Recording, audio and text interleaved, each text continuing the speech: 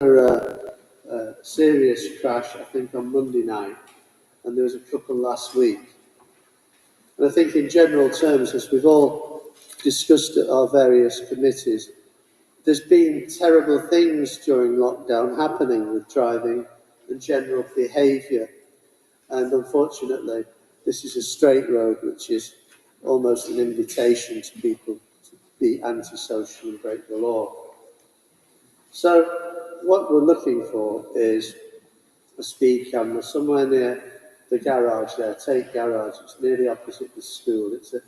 It's a very fast piece of road. There should be a 30 limit there, and they're going crazy. And the only other thing I would want to throw in there is this type of vehicle system. I feel cross-party, particularly our ward forums and the safer, cleaner, greener meetings that we have. I know it happens everywhere. But the one thing I would like to just tie into this is, and I know it frustrates all members, the only way you can get the speed camera is if the statistics say you need one. And if there's not yet been a terrible incident or accident, somebody decides you don't need one. And what we all want to achieve is accident prevention, not waiting for the incident to allow us to take some action. So it's a very valuable petition, and I recommend it to you, Mr. Mayor, to take it forward through the various scrutiny committees. Thank you very much, everybody. Thank you very much, Councillor Lee.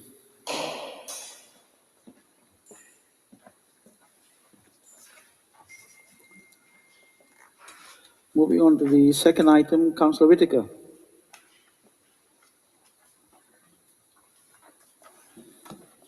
I might have to stand on my tippy toes here.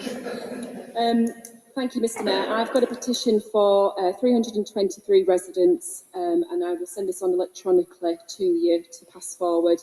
Over the last 3 months, or well over the summer really, Brastrick has been a hotspot for the travelling community. Groups have illegally encamped on private land on Ogden Lane and Sherburn Road on Field Lane Estate, but also on public-owned open spaces such as Bramston Street Park and Carr Green playing fields. These different illegal encampments cause disruption to peaceful enjoyment of our parks, intimidate residents with their presence, and leave an absolute mess when finally evicted. The Brastrick community have always jumped in to help clear up the piles of litter, fly tipping, and unfortunately human waste that is left behind. It costs the taxpayer thousands of pounds to evict these illegal encampments every time they appear. We understand that the council are confined within the law to follow a strict eviction process from public-owned land. However, we are requesting that the council review how our parks and open spaces can be better protected to prevent illegal encampments in the future.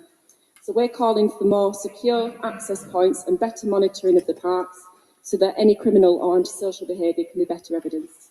Thank you, Mr. Mayor. Thank you. You think that is?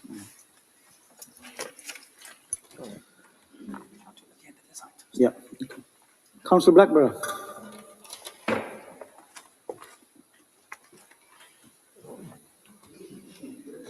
Thank you, Mr. Mayor. My apologies for hobbling along here, but we're here, so that's the main part. I'm delighted to hand in a petition on behalf of the residents on Bradford Road. This relates to the A641 consultation. Unfortunately, all the parking on Bradford Road will be taken away with the expectation that actually residents will be able to park on the off-streets.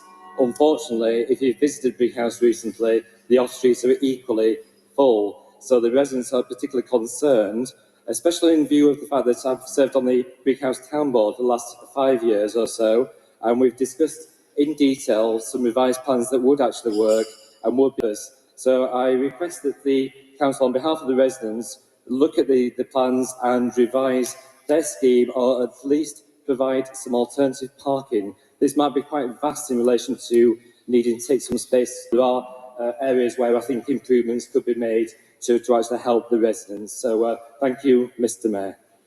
Thank you, Councillor Blackburn. Okay, I have got no further indications of any petitions to be received. Thank you very much. I will move on to item 5, to answer questions asked by members of the public under Council Procedure Rule 12. And the first one that I've got is from Nikki Kelly to Councillor Lynn.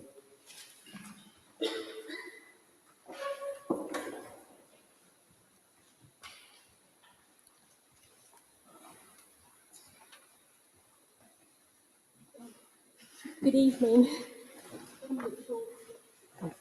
My question is regarding Can you put the microphone? At the Illingworth and Mixenden Ward Forum in June 2021, it was advised by Councillor Sutherland that he would be pushing for the Mixenden Activity Centre to be open throughout the summer, if not by early September. The Activity Centre was open for 2 separate weeks for a limited number of 8 to 11-year-olds only. Does the council think that this is an acceptable level of activity provision for all of the children from one of the most deprived areas in Halifax? Thank you. Thank you very much indeed. Councillor Lynn. Thank you, Mr. Mayor, and thank you, Ms. Kelly, for your question. The council is in active discussions with West Yorkshire Police around the possibility of them taking over the lease of Mixenden Activity Centre for use by the early intervention team that they run and by local community groups. In the meantime, the council is providing a library service from the centre on Tuesday, Thursday and Friday from 10 o'clock in the morning until 5 o'clock in the evening. And we were able to include some activities at Mixenden Activity Centre over the summer holidays as part of the holiday activity and food programme. This was part of a programme of activity across the borough and included Mixenden Activity Centre, 4 weeks of activity at Ash Green Primary in Mixenden and a cricket camp at Illingworth. These activities were funded by the Department of Education and managed by Calderdale Council in partnership with other organisations across the borough. All these activities and others can be seen on the Healthy Holidays webpage. The guidelines from the DfE for the funding that was used to run these programmes meant that free places could only be offered to children and young people who receive benefits-related free school meals in the first instance. This activity, unfortunately, couldn't be extended beyond the funding that was made available to the council specifically for the scheme. But I thank you for your question. And I believe Councillor Wilkinson would like to add his response. Thank you very much, Councillor Wilkinson. Thank you, Councillor Lynn. Thank you. Yeah, just wanted to briefly add to that. I'm glad Councillor Lynn mentioned the Healthy Holidays programme, as I was also going to mention that. There's a total of 15,000 available sessions offered across the borough over the summer, particularly focused in areas of deprivation like North Halifax, where there's a lot of children that are on free school meals. There's a sort of suggestion in the question that the Mixenden Activity Centre is really the only place in North Halifax where young people can access youth activities. And I just wanted to make it clear that that's not the case, as Jenny has demonstrated by mentioning the Healthy Holidays programme. I also just briefly like to mention the open access youth provision that we're providing funding for as a council. About 2 years ago now, there was a scrutiny review, a wide-ranging review of youth service provision by the council. And this was a review that involves councillors of all parties and none, and came to the conclusion that open access youth services should not be provided directly by the council, and that actually the third sector and community organisations were actually better placed to do that, and that we could just, supply some funds to them to do that. And I'm pleased to say that we've followed the scrutiny recommendations, and we've made funding available to these community organisations. And I'm happy to say that half of the entire funding for this open access youth work is going into North Halifax, because we recognise as a council that it is an area of deprivation where there is a real need for youth activities. So I do hope that there is a bright future for the Mixing and Activity Centre, but I just did want to make it clear that that's not the only place in North Halifax where young people can access such activities. Thank you. Thank you very much. Right, moving on to item 5B, question from Andrew Tagg to Councillor Lynn. Thank you, Mr. Mayor. Just point out, I'm not under... Hold on a minute, Ian. Councillor Press? Mr. Mayor, I just need to point out that actually I'm finding it incredibly difficult to hear anything, and I'm on the third row. So can either do something to improve knowledge and microphone, or can people please speak about those? Otherwise, we can't hear anything. We really can't hear. So what he said. Okay. Thank you. Yeah. Thank you, Mr. Mayor. Andrew Tagg is unable to attend this evening's meeting. This is a question he's posing to Councillor Lynn. Ovenden residents have been plagued by the antisocial use of fireworks for months, which are being set off late into the night, scaring pets and disturbing the sleep of residents. What is the council doing in conjunction with the neighbourhood policing team to address this specific issue of antisocial behaviour? Also, have the mobile CCTV vans from the community safety team been dispatched to Ovenden to identify the perpetrators? Thank you, Ian. Councillor Lynn. Thank you very much, and I'll try and not swallow the microphone so that people can hear a bit more. Thank you for your question, Mr. Tagg. None of the community safety team are aware of any increase in firework nuisance in Ovenden, North Halifax in recent months. They are, in fact, only aware of 2 reports that specifically mention fireworks in the last 3 months, compared to 5 at the same time last year. However, they continue to encourage people to report any incidents. As far as antisocial behaviour in general, with a particular focus on off-road motorcycles is concerned, this was agreed as a local priority for the Safer, Cleaner, Greener group over the past few months, given the importance attached to it by the local community. The community safety wardens and the neighbourhood policing team have been working alongside youth services to respond to this issue. And at the tactical meeting on the 10th of September, it was noted that incidents, perhaps as a result of this cooperation, have reduced, and there was particular praise for the outreach work with young people.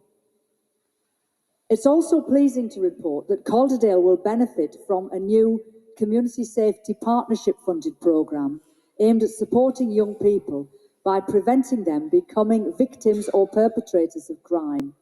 And this is part of the West Yorkshire Mayor's approach to serious violent crime reduction.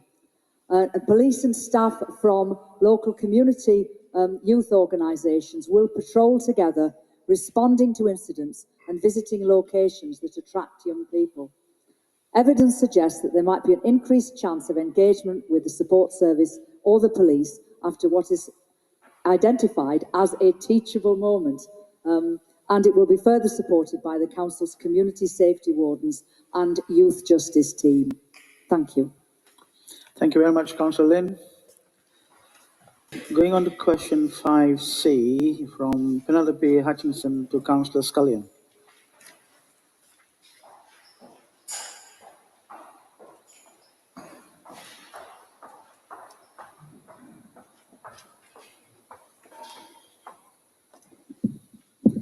Thank you. Glasses. So Park Road has been closed now since February 2020. And since the closure, Siddle has become a highway for commuters travelling through South Arran to reach Brighouse, which is causing misery for all the residents in all those villages, with heavy congestion in South Arran which cannot support this level of traffic. The council has appointed a specialist contractor and has been awarded £1.8 billion from the government's Getting Building Fund following approval from the West Yorkshire Combined Authority on the 4th of March 2021. The main repairs were due to begin in May. It was announced that the repairs were due to be completed by this autumn. Following what I believe was a slip-up on social media, where it was announced that the repairs were due to be completed by December 2022, a spokesman from the council stated that the road will be fully reopened by December this year. Please can I have a clear answer on when the repairs are due to be complete and Park Road fully reopened, and what plans are there in place to relieve congestion in the meantime through Siddle and South Aram? Thank you. Thank you, Penelope. Councillor Scullion.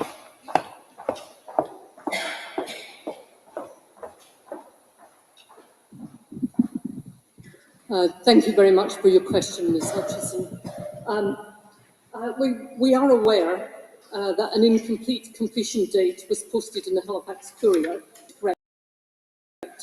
I almost had heart failure really when I heard this. We don't quite know how that happened. Let me move on to the main thrust of your question, which is about timing and timetables. We are hopeful that the works will be substantially completed in December, and I must emphasise December 2021.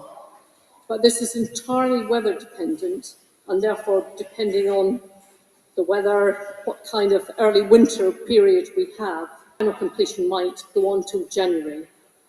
But I must say that I actually visited the works myself and walked them last week, and it is an extraordinary engineering job, really. The whole road was basically in part slipping right down into the lake. We've got mountaineer builders roped up, climbing up, extraordinary amount of piling. So in order to stabilise the whole hillside, piling works are ongoing, and the contractor is on schedule to complete the insertion of 20 piles by this weekend. I saw the piling machines. They're like something you could do the Channel Tunnel with, I think. In total, we will need 157 piles, and they will need to be installed to completely stabilise the hillside. We don't want to do a job in which we do part of it and the road has to be closed again. We are actually going to try and really stabilise that very vulnerable and very important road. We will be able to, once the piles have all been installed, commence the reconstruction of this road and other associated works. And the engineers tell me that they hope to have the road open on one side and under traffic management so that cars can proceed along there before the final completion of the works. As I say, some of that is very weather dependent. In tandem with these works, we've also been investigating the failure at the other end of the road.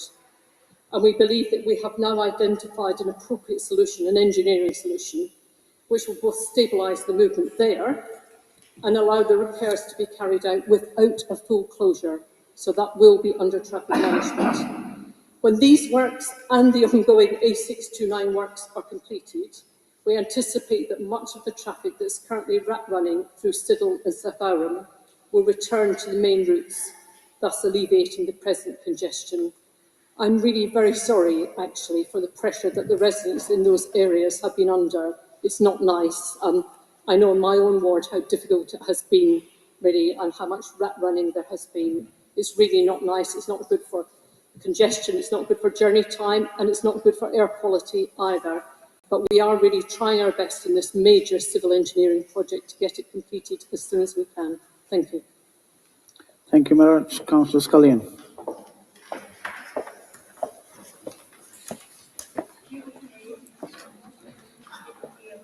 Question 5D. Question 5D.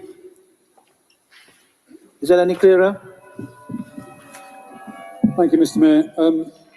Members, there's one seat on this side of the hall if a member wishes to take up a seat that isn't being used by Councillor Caffrey. Come join the tourist.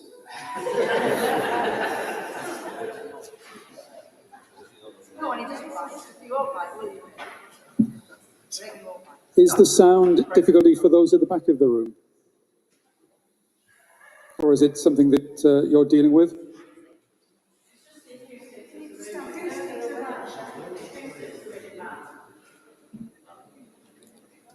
Okay, we'll see if we can turn the volume up at all. But if not, Mr. Mayor, am I okay dealing with question 5D Yeah. from Mr. Bradley? Okay. Mr. Bradley asks, regarding the proposed Halifax swimming pool, why is it necessary to spend over £15 million on a new facility when new pools for Sowerby Bridge and Brighouse both cost less than £5.7 million each in 2008-9, even accounting for inflation? The cost of this new facility will be 50% more than the cost of these pools. Councillor Swift.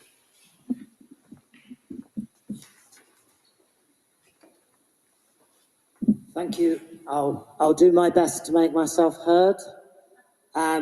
This is a brief reply, and we may give slightly more details in a written response, but in summary, the pools in question obviously were completed some time ago, but also both the specification of them and the site conditions are very different to those proposed at Northbridge, and clearly those factors have a significant bearing on cost.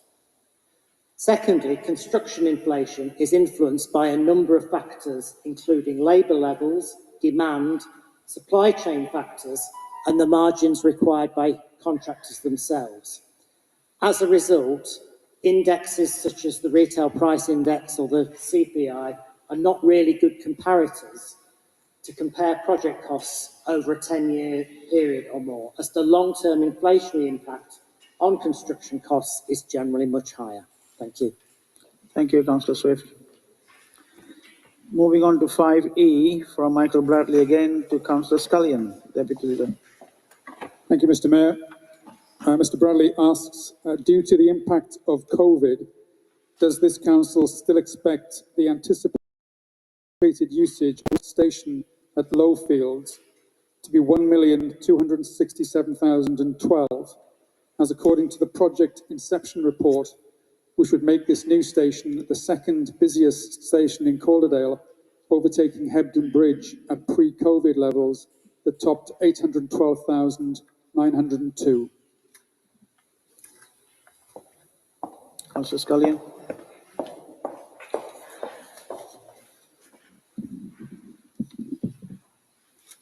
Thank you to Mr Bradley for his question. The rail station at Lowmoor has actually been operational for several years, and the new station, which is under development for Elland, and the assumption is that the question is actually about the station at Elland, not at Lowfields. The rail demand in August 2021 was still only 72% of pre-pandemic levels, with some Saturdays at Leeds exceeding previous levels. This is despite still lower levels of commuting traffic. In the longer term, even after recovery from the pandemic, with more home working, it is thought that the leisure market in rail will actually recover faster, and there are some early signs of that in terms of usage. The station at Elland will not be operational for a few years yet. It's not built yet, by which time the commuting patterns will be more normalised. In another couple of years, we should be clearer post-pandemic about how rail travel is going to settle into the future, or I certainly hope so. We still expect Elland Station to have the anticipated usage as identified in the project inception report mentioned, and also that it will be an essential element of future diversions brought about by the Transpennine upgrade. It will be a very important part of that. Thank you. Thank you very much, Councillor Scullion. Question 5F from Michael Bradley again to Councillor Scullion. Ian. Thank you, Mr. Mayor. Regarding flooding in Calderdale, and in particular the Hebble Brook, that was heavily culverted during the Industrial Revolution, shouldn't we be rediscovering and daylighting the Hebble Brook that also runs under the Northbridge Leisure Centre in order to reduce flood risk? Thank you. Councillor Scullion.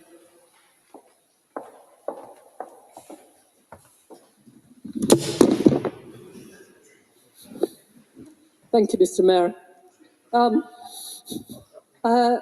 I have to say that in an ideal world, I would actually want us to have enough capital to reopen the Halifax Canal, bringing it right into the centre of Halifax. So the Hebble Brook perhaps is a small part of rediscovering our rivers and canals in Halifax. And I congratulate Mr Bradley on his keen interest in all things Halifax.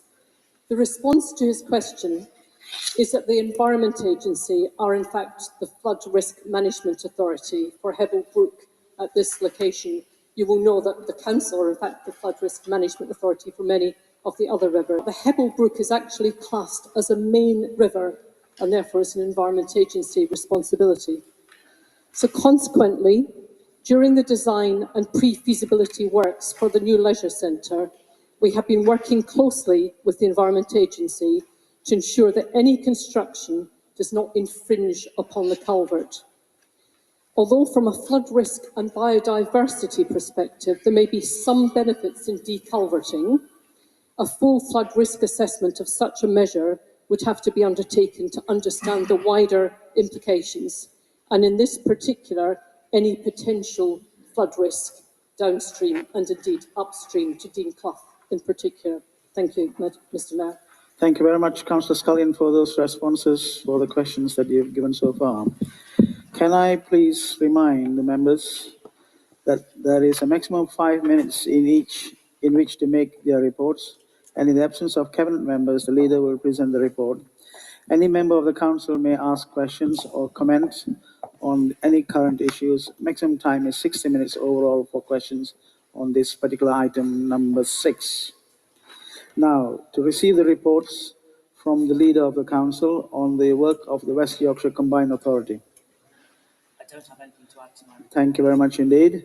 I will therefore move on. John Ford.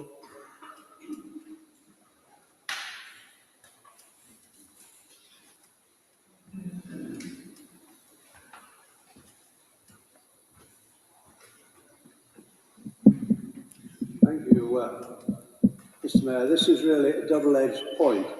You want to get closer, Councillor Ford? Right, yes.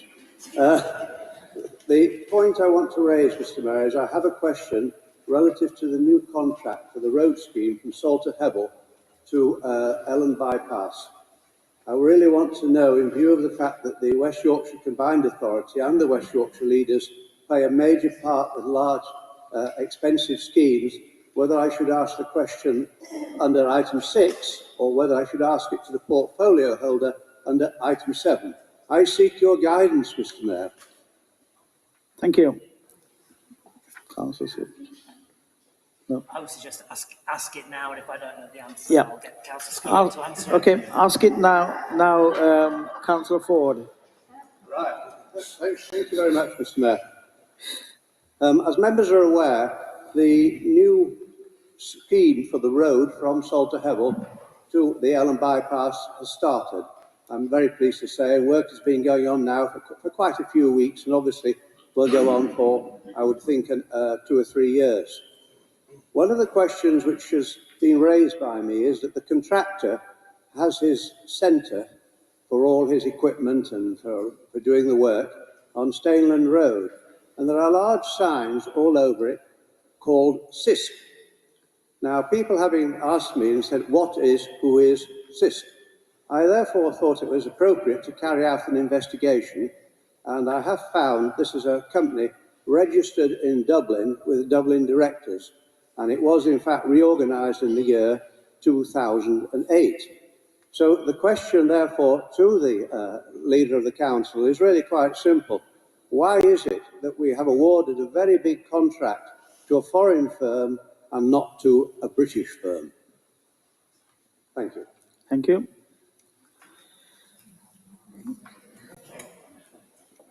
I take it as Councillor Scullion. Yes,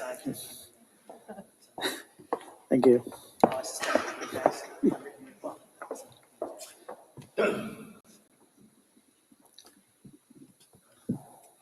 Thank you, Mr Mayor, and thank you to Councillor Ford for the question. I went to visit the CISC site and to meet with their local project managers. Last week, it's my week for visiting building sites. And I don't know the specific answer to your question in terms of the procurement framework for the West Yorkshire Combined Authority, and I will provide you with a full written answer in relation to that. But the West Yorkshire Combined Authority procurement process does try to ensure that contractors use local subcontractors and try to get a certain percentage of employees working on that site be the local population. As I say, I will provide more information. However, can I just say how very impressed myself and the local ward councillors are in relation to this, the work that CISCA's done in relation to community engagement, work that they've done already with schools, churches, clubs, in order to make sure that people understand what the works are, how to make them entirely safe in terms of the general population in that area, and to look forward to really a very good relationship with Calderdale and with the local community. But I will provide you with a full written answer about the procurement process of the West Yorkshire Combined Authority. Thank you. Thank you very much, Councillor Scullion, for that reply. Yeah. Before I move on to item 7, can I just remind members that my guidance set out at item 6 still stands in terms of questions.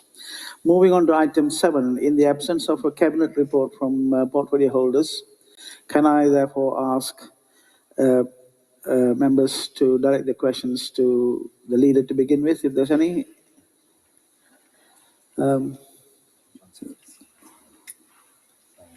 Councillor Baines, I think there's Liberals in there. Yeah. Councillor Baines, before you do that, Councillor Swift, have you got any comments on your reports? No comments, okay.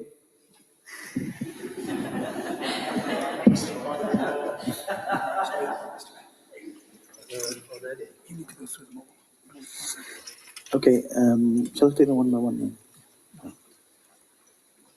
Go on. Am I okay to proceed then? Yes. Right. Thank you, Mr. Mayor. My question is actually to our Leader of the Council in his role as the Chair of the Health and Wellbeing Board. I would like to understand the plan and priorities for administering the flu and COVID booster vaccines for those eligible. Having done some research, there appears to be no clear and consistent plan. For example, Rosegarth Surgery are sending out invitations to their clinic for the flu vaccination appointments this week. Spring All Surgery have no idea when they will get the flu vaccine and are hoping for 4th of October. Eligible folk are being invited to book their COVID booster and Brooks Pharmacy on Queen's Road are taking bookings. Spring All Surgery have no idea when they will get the COVID booster. Summerfield Nursing Home, the biggest care home in Calderdale, whose residents are already registered with Spring All Surgery, have no idea when the residents will be getting either flu or COVID booster vaccines. Yet Brooks Pharmacy is the pharmacy they use, is a stone's throw away, and clearly has the vaccine. Why are care home residents not being prioritised?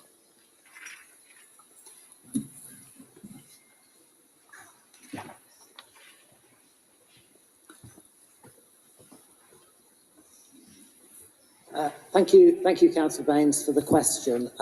Clearly, there was quite a lot of detail in that about individual surgeries and pharmacies, and if you would like to follow that up by emailing that to me, I'll get a detailed response on some of the points in there from the CCG and individual pharmacies, because clearly don't carry that information to hand. I was particularly concerned, and will follow up straight away what you said regarding the care homes, because I understood the message was clear that care homes were to be prioritised for booster jabs, and I'm not sure why that would not be happening. In terms of the timing between booster jabs and flu jabs, whilst the advice is that there is no reason why they cannot both be administered at the same time, there are some practical issues in that there has to be a 15-minute wait between the two injections, so the surgeries may not necessarily have the space to accommodate that. So I think you will find the practice will be different between different surgeries. I would say that there was an update on the general position regarding the vaccination programme sent to all members, I believe yesterday, although I would have to check, but that is about the general process and not the specific arrangements. And as we know from previous rounds of the COVID vaccination, particularly in the early stages, there usually are some uncertainties about the speed of supply to particular surgeries and particular providers. But I think the best thing is if you could provide me with that written one, I'll get you a full written reply. And if there are issues of wider concern, perhaps share that with other members as well. Thank you. Thank you very much, Councillor Swift. Before I move on, I'm just going to ask the other cabinet members, have you got any more comments on each one of your reports before we make any progress? Councillor Scullion? Yes?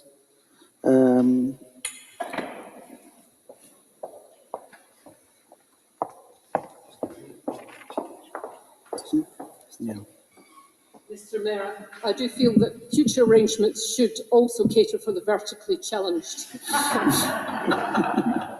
It's either a very low seat or I'm a very dinky little woman. I think, Councillor Scullion, we all have got challenges in the Victoria Hall for today. We'll have to persevere. Thank you, Mr. Mayor. I just wanted, following on from Councillor Ford's question, I just wanted to draw attention in my report to the part on page 2, which refers to the A629 corridor programme, which Councillor Ford was referring to. The scheme is the largest civil engineering project Calderdale has undertaken since its formation in 1974.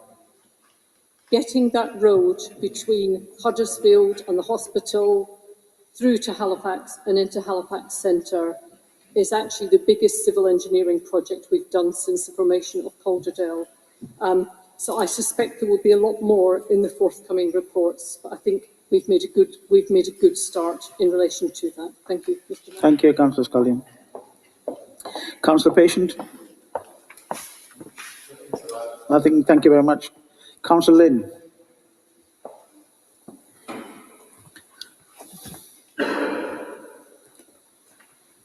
Thank you, Mr. Mayor. I just wanted to take the opportunity to draw attention to the fact that the report mentions the work of our cohesion team in supporting Calderdale Interfaith.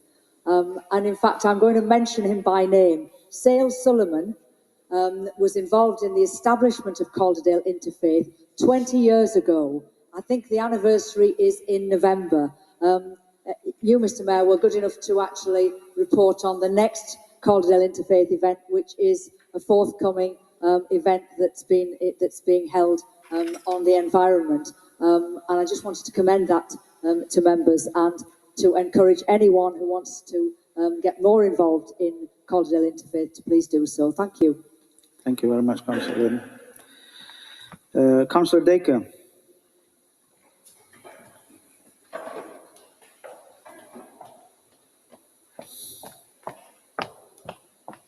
Another vertically challenged councillor.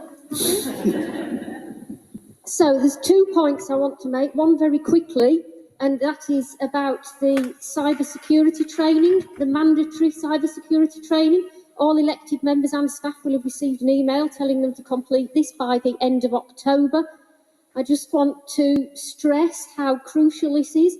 It's to make you aware of all the things that you can do to ensure that the council is cyber secure, and to make you aware of the huge risks to our business continuity should, for instance, we suffer from a ransomware attack, which could mean that the council loses access to all its systems and has to build them up again, which could take weeks, not days. We all owe it to the residents of Calderdale to ensure that this does not happen. So I hope that we won't have to chase any either members or members of staff up for not completing within time. Secondly, I just want to take this opportunity. The pandemic is not over, but I want to take this opportunity to express my appreciation for the hard work of Calderdale staff during this time.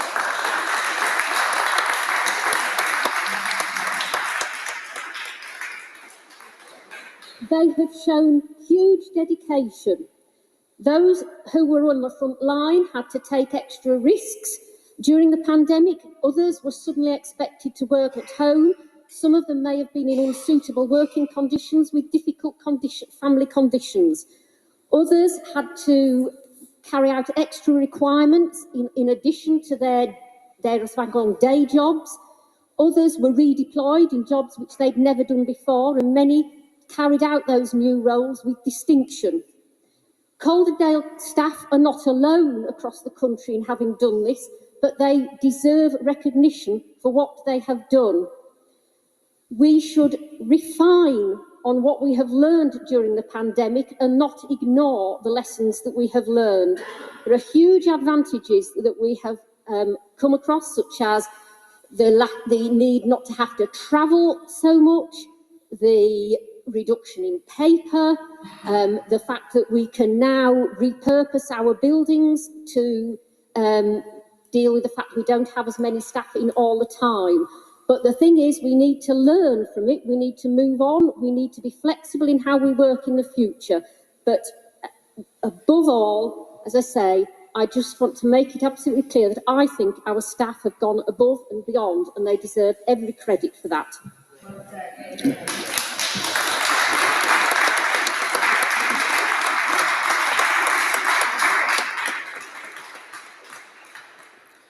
Thank you, Councillor Dacre. Councillor Wilkinson? No, thank you. And Councillor Fenton Glynn?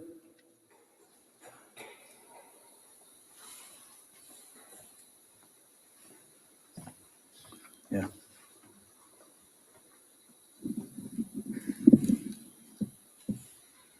This is my first time at the dreaded microphone.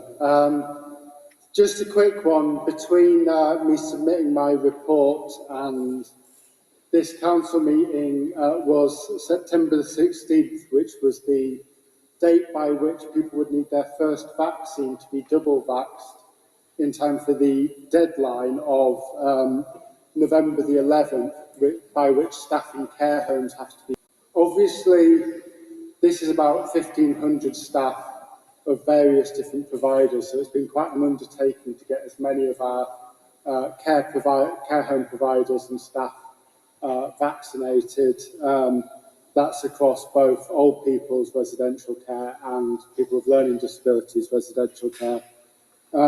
Across both, we've got a pretty consistent 96% of those staff vaccinated.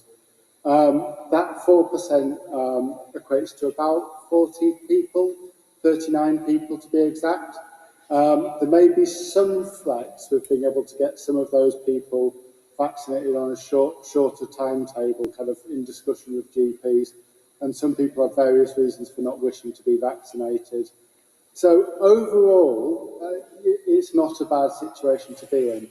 However, that is against the context of that particular sector involving a lot of people on quite low-paid work, which, as everyone knows, is quite a competitive sector at the moment. And so we do still have kind of under-recruitment in that. So we're going to continue to work with our providers. You'll see in my report, you'll see a bit more information about some of the work that we're doing to recruit people. And I think that, you know, particularly kind of going out to the markets and telling people why a career in care is worthwhile. It's a long-term problem and it's something that we're going to keep working on, but obviously making sure we get as many of our care home staff vaccinated, safe to work with our residents, but also legally able to work with our residents is a priority in the coming weeks. Thank you. Thank you very much, Councillor Fenton Glynn. Question. Oh, Councillor Patience, did you want to say anything? No, he said no, thank you. I would. Councillor Evans.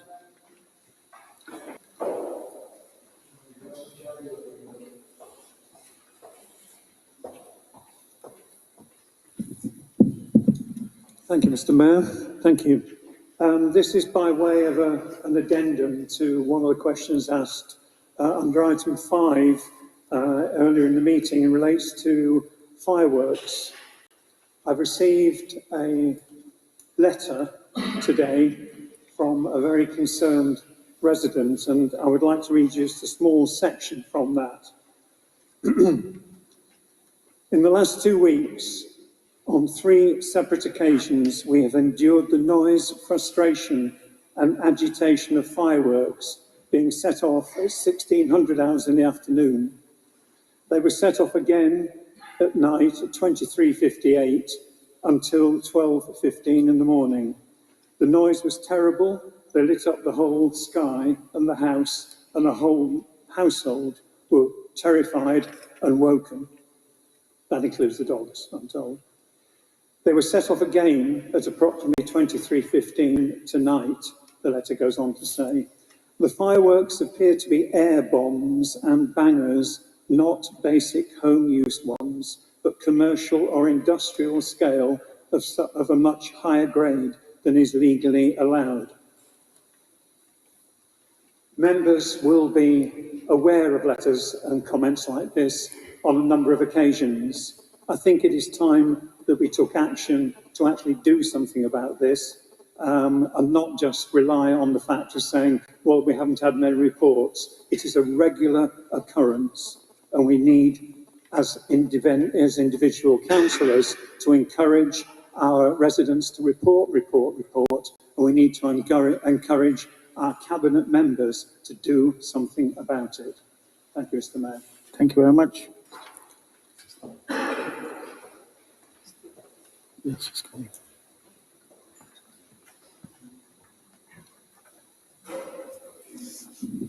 Thank you for your question, Councillor Evans. As I think I made clear in my answer to the earlier written question, we continue to encourage residents to report incidents of antisocial behaviour, and that includes fireworks. So I hope very much that the resident whose letter you read out did in fact report it to the police, as they are quite entitled to do. I would also draw attention to the fact that our neighbourhood teams work closely with fire service and police in the 2 months ahead of November the 5th and bonfires to actually undertake quite a lot of work, checking on making sure that there are no obvious bonfires being built up that could lead to fire hazards and so on. Visiting our enforcement team also on occasions will undertake visits to retail premises to make sure that they are not selling fireworks in a way that they're not allowed to do so. So this is a problem which we do take seriously, and I thank you very much for your question. Thank you. Thank you very much, Councillor Lynn. Councillor Smith. There is a few numbers of speakers lining up, so I urge folks to be in preparation to come to the microphone, please, in good time. Thank you, Mayor. Can you hear me? Yes. First, I'd like to say I'm really proud that Calderdale is one of the 3rd of councils that have taken in Afghan families. I'm really, really proud of that. I'm glad to welcome the Afghan families that have come to Calderdale, the 2 families, but this is just 2 families, and we have to do more as a country. 5,000 in the first year is not enough. To put it in perspective, that's half of the Shay. Who would miss half of the Shay? It's a very small number of people we're asking to offer protection to. I know Calderdale well. I've worked with refugees and refugee community for a long time. And I know that Calderdale community does not bow to scaremongering, as some councillors would imagine, and they want to help and they want to support refugee families. The situation in Afghanistan is in part of our making, and they will come here because we were there. So my question is, how do Calderdale offer more support to families and to keep the pressure up on government to go further and faster with getting people from Afghanistan into safety? The second part of my question relates to security, because some people seem to be very misinformed. Refugees are more likely to be the victims of crime rather than the perpetrators of crime. And it's very, very important that councillors should be aware of that when making comments. What are we doing to ensure that all new refugees and refugees are safe while they're here in Calderdale. Thank you. Councillor Hutchinson.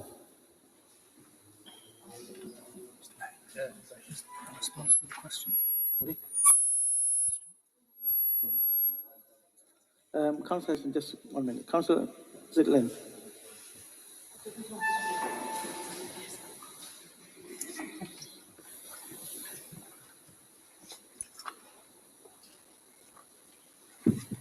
Thank you for your question, Councillor Smith, and for drawing attention to the really important issue of how we live up to our position as a valley of sanctuary. I'm very proud of the fact that Calderdale has for many, many years supported people who've sought sanctuary here, who've been forced to flee their countries because of war and for other reasons. I myself have been very involved in the past, as you have with St Augustine Centre, and in the Upper Valley we have another very good organisation there, Together We Grow, which also offers support of volunteers to help people to settle in. I think we've all been touched by the news coverage of what's happened about Afghan refugees, but we've also, many of us, been touched by other war-torn areas from which people have fled. I think as far as this council is concerned, we have got an honourable record of trying to do our best to support people who do come here to seek sanctuary, and I'm sure that we will continue to do so. We do nonetheless recognise that sometimes having people arriving here can place pressure on local services, and for that reason we're very keen to try to ensure that my own ward, Park Ward, is not the only place to which the organisation charged by central government with housing people seeking asylum seeks properties. And so increasingly we're looking to other parts of Calderdale to be able to offer support there. Specifically in relation to the Afghan refugees resettlement programme, we, as has already been mentioned, we do have 2 families here, and we hope very much that we will be able to have more. I know that Calderdale is a place which has welcomed people from right across the world ever since it started to grow as an industrial town in the 19th century, and I hope very much that it will continue to do so. Thank you. Thank you, Councillor Lynn. Councillor Hutchinson, please.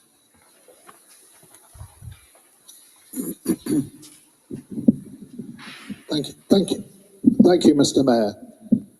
Pubs without beer, chicken restaurants without chicken, and NHS without blood test tubes, all have been blamed on a shortage of HGV drivers. This year, recycling collections across Calderdale have faced severe disruption, particularly in the last 3 months. I'd like to know what Calderdale Council and SUIs are doing to address this.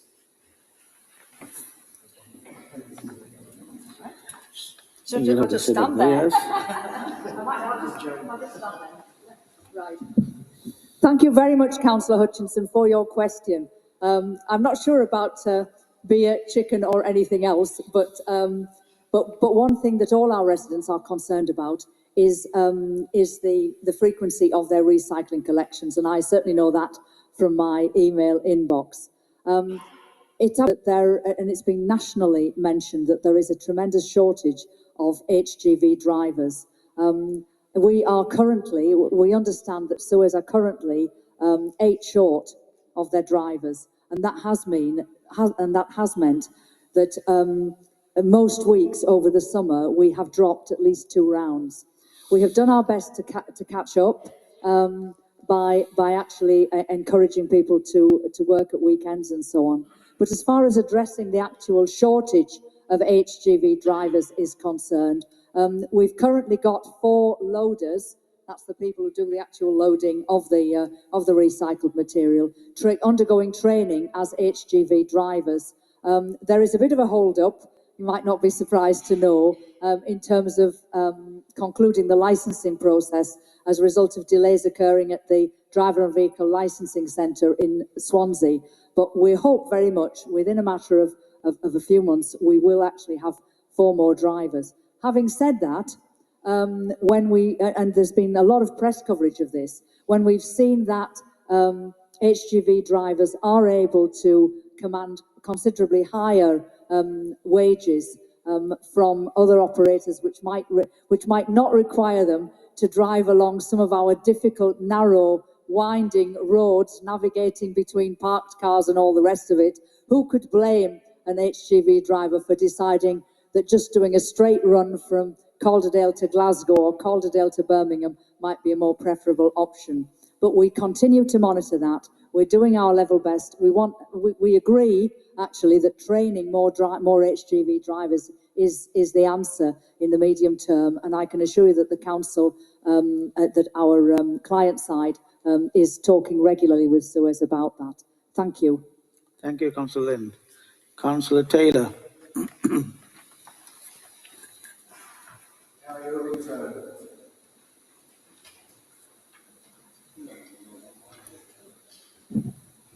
Thank you, Mr. Mayor. It's quiet, isn't it? This is and it's the council leader in his position of cohesion.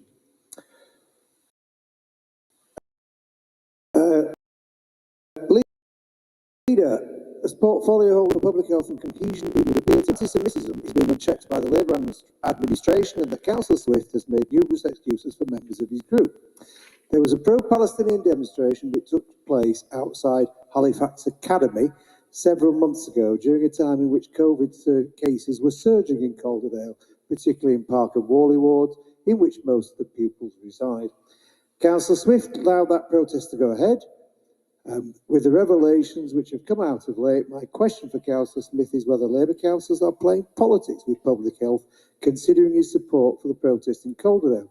When Dewsbury-led Labour Council stopped the demonstration led by Lawrence Fox in supporting a teacher at Batty School on the grounds of public health in relation to a rise in COVID cases, why was Lawrence Fox not entitled to the same right of protest? Now, I appreciate that's Dewsbury, but what his question is basically is why are protests being permitted on a political basis? Thank you, Mr.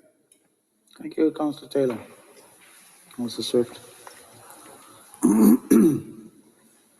Thank you for your question, Councillor Taylor. I appreciate you are passing on words from others, but let me start by saying I completely reject the idea that any member of the Labour group is guilty of anti-Semitism, and I'm sure if those specific allegations were made any member, they would want to take a very serious view of those allegations.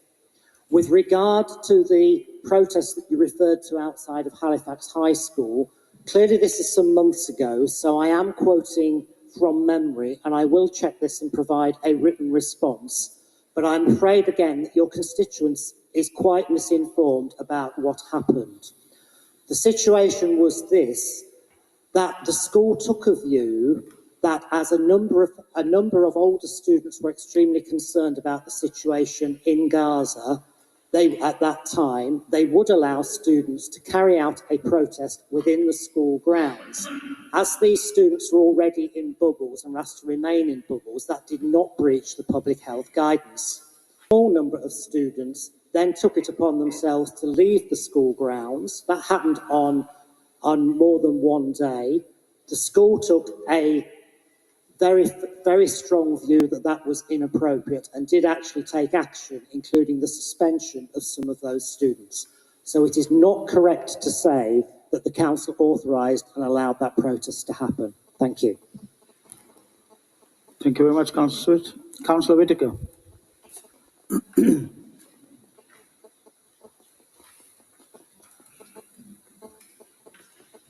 Thank you, Mr. Mayor.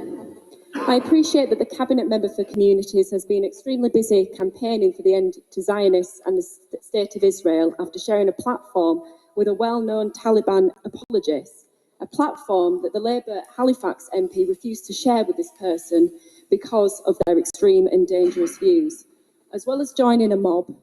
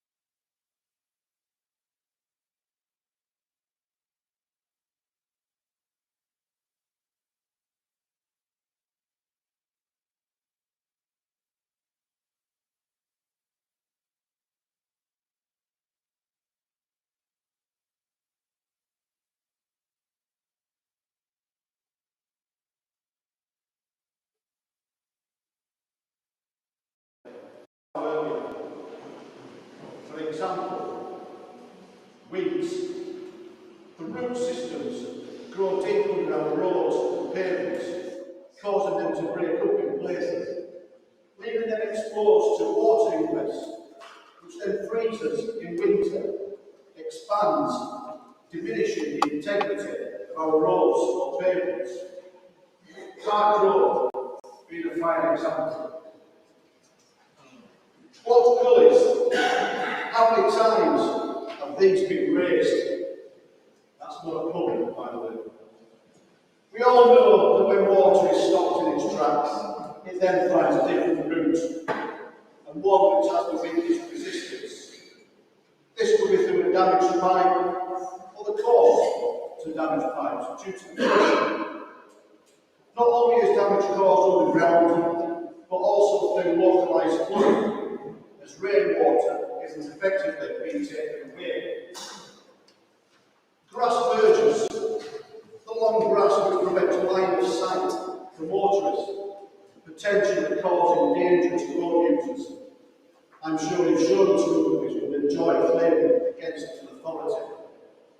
Now I could go on, but I think we all get the idea of what I'm saying. It's time our senior officers, along with portfolio holders, put their heads together and came up with a more robust and effective plan to bring our borough to a standard that can make people feel proud to live here, prevent hours of staff timetable calls and complaints over these issues, saving the authority money in the long term, but most of all, making sure we are the best borough in the north. Thank you, Mr. Mayor. Thank you, Councillor Ballinger.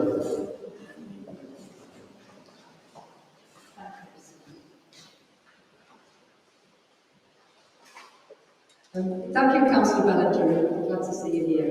And thank you for your question.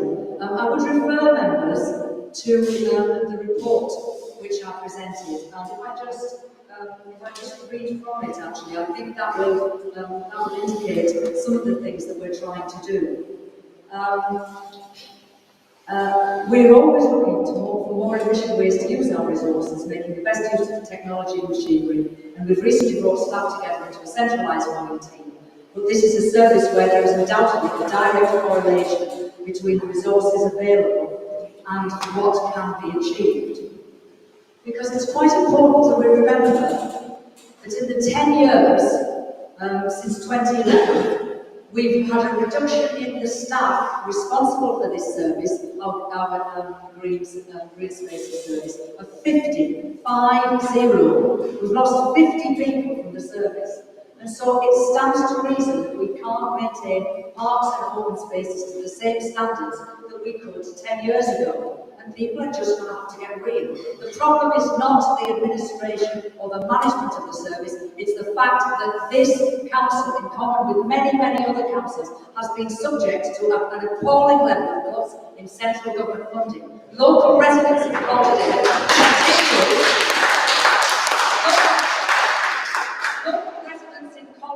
continue to pay their council tax. Local businesses in Calderdale continue to pay their business rates, but the government does not continue to give us the central government grant which we had 10 years ago. Is there any wonder that the services that our residents were able to receive 10 years ago in terms of cut grass, unblocked gullies, empty waste bins and all the rest of it is not what it was 10 years ago. And I am not going to stand here and be pilloried as a Labour councillor for cuts in central government funding which are not of our making. What I will assure all residents of Calderdale is that this Labour administration is determined to do its best with the resources that we've got. We welcome the questions and the comments and the emails from members right across Calderdale. Please keep them coming in. We do our best. And finally, I would like to, we thanked all our staff earlier on for the way in which they worked through COVID. Finally, I would like to pay tribute to the staff that go out across Calderdale, day in, day out, not just cutting back the grass, and we have been cutting back the grass, and I might add, prioritising where we believe grass cutting or tree cutting actually might cause a road hazard. So I refute the implication that we don't take any notice of that.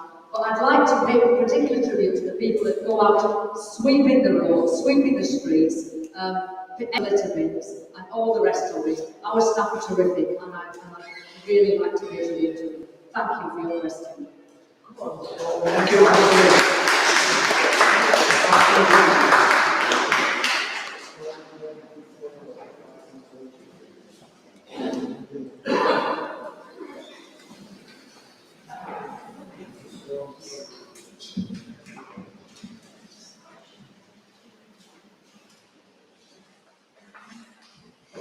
Thank you. Thank you, Mr. Mayor. This is actually a question I have asked before in Cabinet. It's a question for Councillor Petition. As everybody aware, the incinerator issues have gone on for a long time. It appeared that permission had been granted by the Cabinet, and that therefore the incinerator could continue and be installed. Many of you will know, however, that this has now become subject to a judicial review. And it's been found that the council has failed to follow due procedure in a number of areas.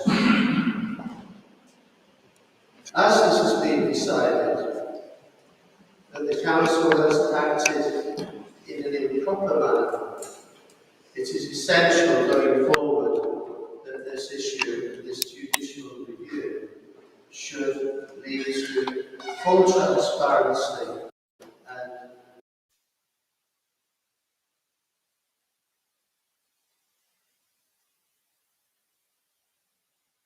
the process has been illegal. So, at the Cabinet meeting, Councillor Petition, where it seemingly was approved by Cabinet, with the notable exception of Councillor Wilkinson, who abstained from the process, you appear to indicate that your hands were tied.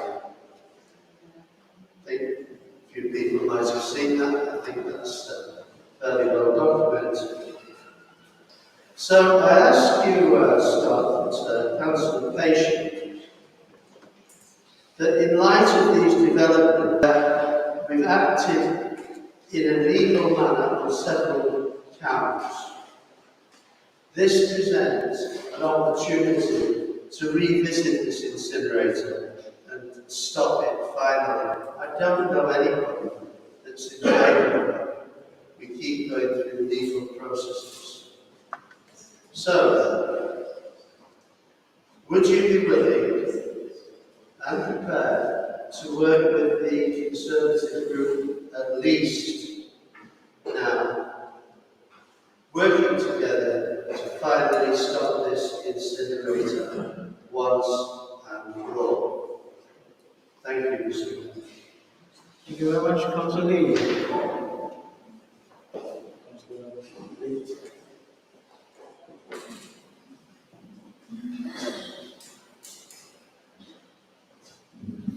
Thank you for your question, Councillor Lee. It has been well publicised that opponents of the incinerator initiated a judicial review process, which has now concluded that, and which found that the processes followed in the decision to award to the applicants for the incinerator had not been correctly carried out, despite taking the appropriate advice. I understand that the position now is that the decision which was taken by the Cabinet earlier in the year, and where indeed we were obliged and continue to be obliged to follow the legal regulations and requirements as set down by the government. So there's limited leeway as to what one can or can't do in this respect. Nevertheless, we respect and have accepted the findings of the judicial review, and I understand that the next stage will be that decision having been set aside, it is for the applicant, if they wish, to require us to rehear their application for a permit. That will be held in due course, if that is what is to happen, and the Cabinet will come to a conclusion having taken the appropriate advice. And you will understand, Councillor Lee, that I'm sorry, I'm not at liberty to agree to your proposal that we start working across political groups, because I'm afraid this is a technical judicial process in which there is not a lot of leeway. And so, although I appreciate that you made your comments about your own views on the incinerator in good faith, and they may very well be shared by people of different political persuasions, that's not something which we can do. We will have to consider the application, the original application, if the applicant wishes to do that, again, in due course. Thank you. Thank you, Councillor Swift. Thank you, Mr. Actually, Councillor Lincoln made a point to say. I mean, first, to say, Councillor Lincoln's responsible portfolio was the right person to reply to that query.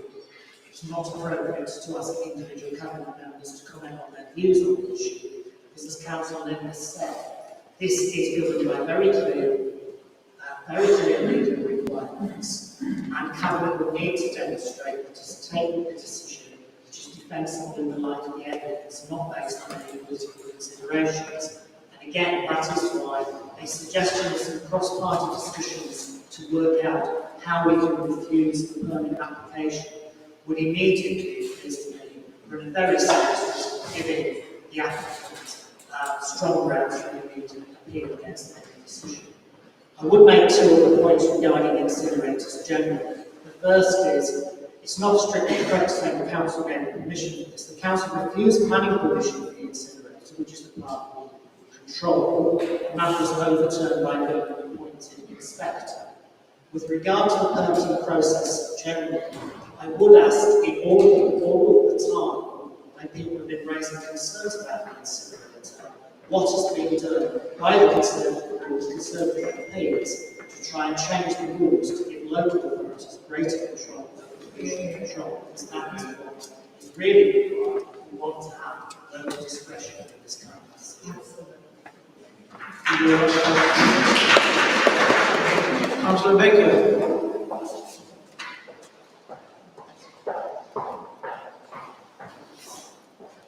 Thanks. I've had two questions come to me urgently today by constituents of mine I represent who are being distraught at some of the things that are going on here in Calderdale. One is an issue related to planning enforcement. They live next door to a property where there's been planning enforcement notice that got held appeal by the inspector, yet still the council hasn't acted on any enforcement action. This is a pattern being repeated across the borough, really, and it's leaving residents who are affected by this absolutely distraught. This is an elderly gentleman, he's lived for years next to this property, and his quality of life has been ruined by this council's failure to uphold any of its planning enforcement notices and take them through to court and take the necessary enforcement action. This came up at the last council meeting. I know, Councillor Scullion, you were asked questions about the state of the planning department, but as I see it, there's been no change, nothing. Months have gone by and I haven't seen any improvement in the situation whatsoever. So I'd really like to know what effort is being made to sort out our planning department and ensure it has got the resources to follow through on enforcement issues. The second issue that I got picked up was around the Mayor's charity stall that used to take part. Charities in Calderdale were able to rent it out for £20 and they could have a charity stall in Halifax town centre. The Poppy Appeals done it in the past, they've raised lots of money. They're being told by markets that this won't go ahead till 2022 due to COVID and the pandemic. So can we please urgently look into this and re-allow charities in Calderdale to start being able to rent out that charity stall in the centre of town so they can raise the funds they need? because charities have absolutely been hit within this pandemic, and they need every single opportunity they can to raise funds for their good causes in the borough. Thank you very much, Councillor Baker. Councillor Scullion.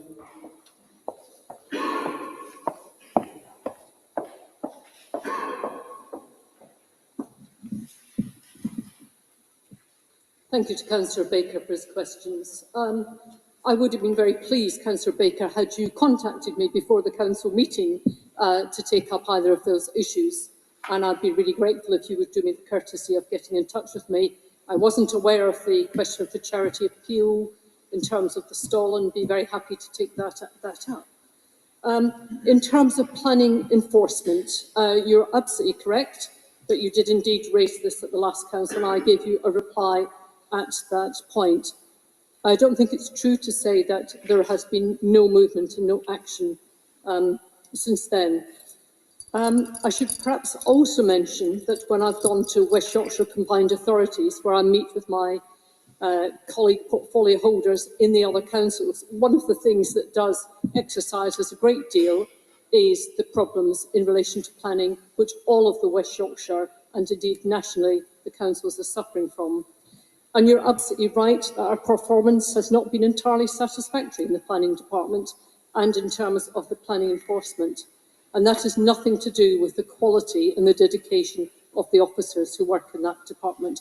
I would join my colleagues in saying what a fantastic job people have done in very, very difficult circumstances. But as I said at the last council meeting, a number of key staff have left the council. And indeed, one of my discussions with other councils is the poaching that happens between councils and the temporary staff that people are trying to take on. And we're all in the same market looking for experienced planning officers. It has been extremely difficult. It's extremely difficult to recruit and retain appropriately skilled replacements. At the same time as we've been suffering staff shortages, the service has experienced a workload peak linked to higher levels of applications for home improvements. Of course, we're at home and we all want to improve our homes, and staff resources also being drawn into the local plan examination, which is going on at the moment. We've taken a number of steps in response to the current predicament. Firstly, assistance was sought from the Planning Officers Society, who are currently writing up the findings of a peer review of the service. This peer review will feed into an evidenced improvement plan. In the meantime, we've also entered into a contract with an external provider, TerraQuest, to provide additional capacity around the processing of minor planning applications. And we've also secured a modest number of additional staff. But we do have to be realistic that not all of this will bear fruit overnight before we see some improvements to the performance. Can I just also offer one clarification, Mr. Mayor, which is that the planning portal does not have the capacity to validate applications. And I think this is a common error in thinking. Validation of a planning application still requires significant input from a technically knowledgeable officer. And while I wouldn't wish to deflect from our shortcomings, in excess of 50% of the planning applications that are submitted are not valid on receipt. So there are very practical steps that agents and individuals applying for planning permission can do in order to try and assist the speeding up of the process. Thank you, Mr. Mayor. Thank you, Councillor. Councillor Felicity is up.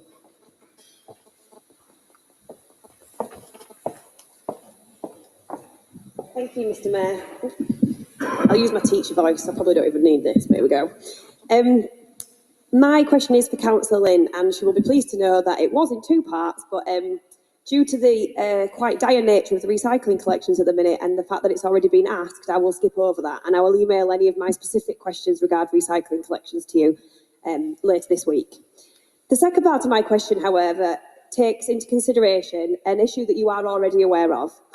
There is a long-standing and outstanding issue with noise pollution created by an organised motocross site in Rishworth. And this has been going on now for quite some time.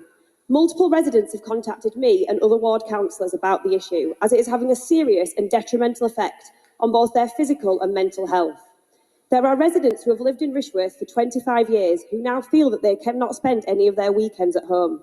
They cannot be at home with their windows open in summer, and they cannot use their gardens.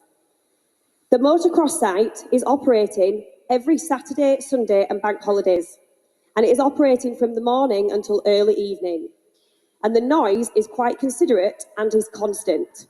I have witnessed it myself, having visited businesses in the area that are also being affected by the noise. As far as I'm aware, there are no planning or official authorisations for this level of activity. And I know that some residents have escalated it to the point of a formal investigation by the Chief Executive's office. So I would like to know what assurances you can make to us that this will not still be an issue at the next full council meeting, and what steps are you taking to put an injunction in place to prevent this level of activity? Thank you very much, Councillor Izzet. Lynn, thank you. Thank you for your question and welcome to the council.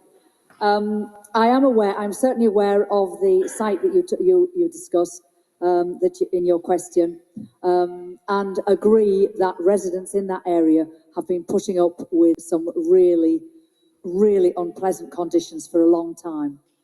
I would like to give you assurance that our community protection team, led by Derek Benn, have undertaken a number of measures, both in conjunction with community safety officers and with the police, to endeavour to put a stop to the nuisance that's being caused. I can't say a great deal more than that, other than because some of what is being envisaged is actually involves legal processes. And it would be wrong of me to, but I'm aware that the colleague I mentioned, Derek Benn, has been in contact, I believe, in fact, with your leader as well, and has offered a meeting perhaps to brief you in confidence about some of what the measures are that are being taken. But I can assure you that we are very well aware of it. It is a difficult and complex case, which is not simply about planning enforcement. There's lots of other things in that as well, in the mix as well. But I can assure you that we are working, Derek Benn and his team are working extremely hard to try to resolve that and to bring it to a proper conclusion. But I thank you for your question and thank you for raising it on behalf of your constituents. Thank you very much, Councillor Lynn. Councillor Robinson. Yes, thank you, Mr. Mayor. First of all, I'd like to thank Councillor Baker for providing an introduction to my question. He's introduced the topic, but I'll conclude, as always. And also, I must thank Ian and his team. I don't think it's been mentioned tonight, but thank you to you and your team for getting us back to work and back in this beautiful town hall as well. Now, my question is about the planning department. The planning department is, as we all know, is facing a huge backlog in processing planning applications. This is quite unsatisfactory, given that this is a paid service. The council have also procured a planning agency to deal with this backlog. This is not a long-term solution, and I suspect this immediate outsourcing is burning taxpayers' cash. At the last full council meeting, Councillor Scullion said that the council's working from home policy was contributing to the difficulties within this department. But you know, Councillor Scullion, you know us on this side of the hall, we provide the solutions to your problems. Now, do you agree with us that the council must conduct an immediate analysis of working practices within the planning department? And also, Councillor Scullion, council must conduct a peer review with member scrutiny to provide a long-term remedy. Thank you, Mr. Mayor. Thank you very much, Councillor Robinson. Councillor Scullion. Thank you.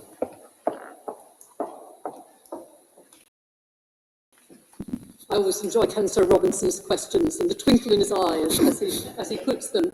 I do refer him to my previous answer, and I'm sure that we will be discussing the question of efficient ways of working in the future when we come to the motion later in the meeting. Thank you.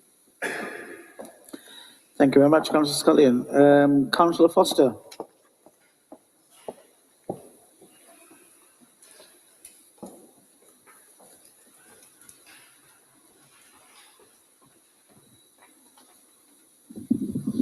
Thank you, Mr. Mayor. I believe this might be coming your way again. I'm very sorry, Councillor Lynn. It's a question about universal credit. The government's decision to withdraw the additional £20 per week universal credit uplift will put working families in Calderdale under huge financial pressures, particularly given the expected steep rise in fuel bills coming in the coming months. £20 per week may not seem a huge amount to many of us, but it is the difference between eating or heating a home, or ensuring your children have a winter coat, for example.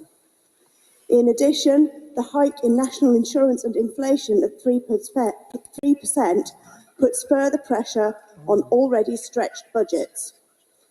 What measures is the Council put in place to support families who may end up in financial difficulties due to the significant reduction in their incomes? Thank you. Thank you very much, Councillor Foster. Councillor Lynn. Thank you for your question, Councillor Foster. I think it's going to be a very tough winter for many of our residents in Calderdale. You're absolutely right in the issues that you raised. The cost of living rising, the benefits, the cut to universal credit, the threat of higher fuel costs and so on. You asked what we can do as a council. Well, we can certainly raise our voice, and as I know we have done on previous occasions, against the cuts, the universal credit cut, and in other ways. But in practical terms, my own directorate will be continuing to try to respond as sensitively and positively as it can to people who make inquiries about benefit support, about discretionary housing payments, and about other which we do have to administer. We're also working, I'm pleased to say that we also work closely with the Community Foundation for Calderdale, who have been involved in distributing assistance to some families through the Holiday Hunger Scheme. You'll all remember what Marcus Rashford was on about. So there are a number of ways in which our customer services and our benefits section will continue to do their level best to respond as sensitively as we possibly can to people who are facing difficulties. But I agree it's going to be a really hard winter, and it's really important that we pull together. I should also mention the work of the neighbourhood teams, which come within Public Services and Communities Directorate, who are able, who are in some circumstances are able to offer face-to-face help, support and advice to people in a number of different locations across Calderdale, and we will be hoping that's something which we had to suspend the face-to-face work apart from a limited number of cases, but we hope very much that we will be able to expand that service as we go forward. We know that people are really going to find it hard, and I can assure you that the people that we have working in our benefits section and in our neighbourhood teams will do their level best to be as supportive as we possibly can. Thank you. Thank you very much, Councillor Lynn. Members, I'm sorry that I'm going to disappoint you. The 90-minute guillotine falls, and therefore we'll terminate item 6 at this juncture, 7 rather, and we will take a 15-minute break, which has been timely done by the bell. Thank you very much indeed. We'll reconvene back again at 8 o'clock. All rise.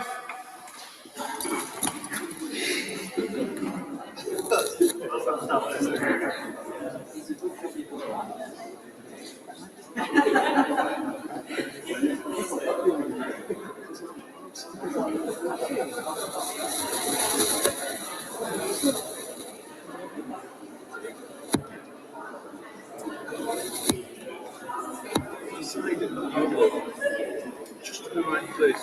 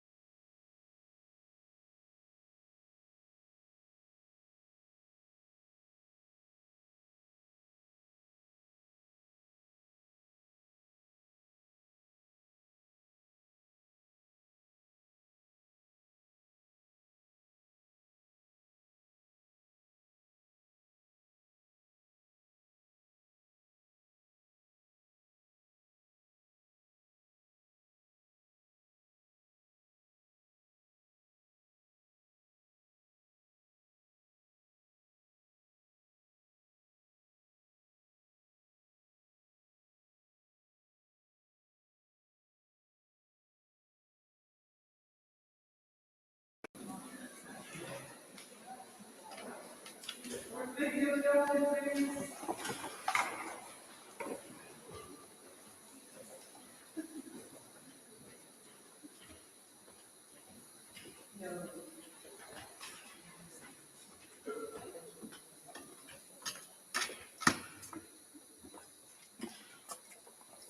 you, ladies and gentlemen. Please be seated.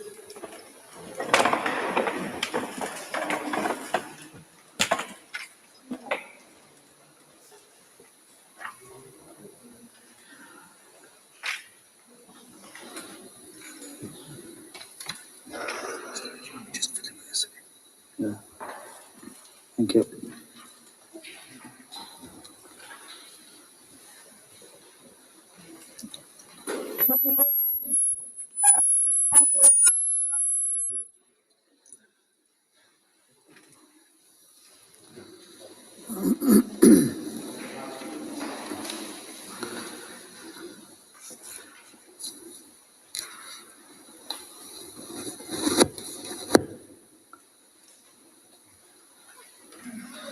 Right.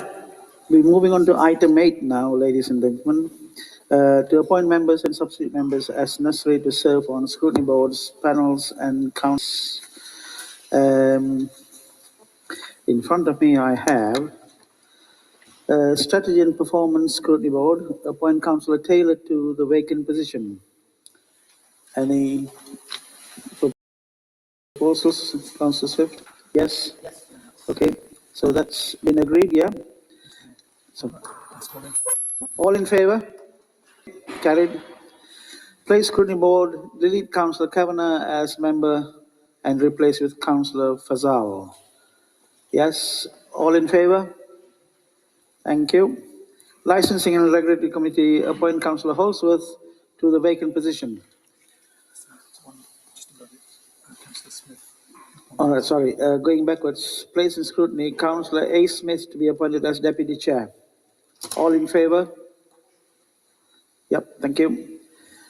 Licensing and Regulatory Committee to appoint Councillor Holsworth to the vacant position.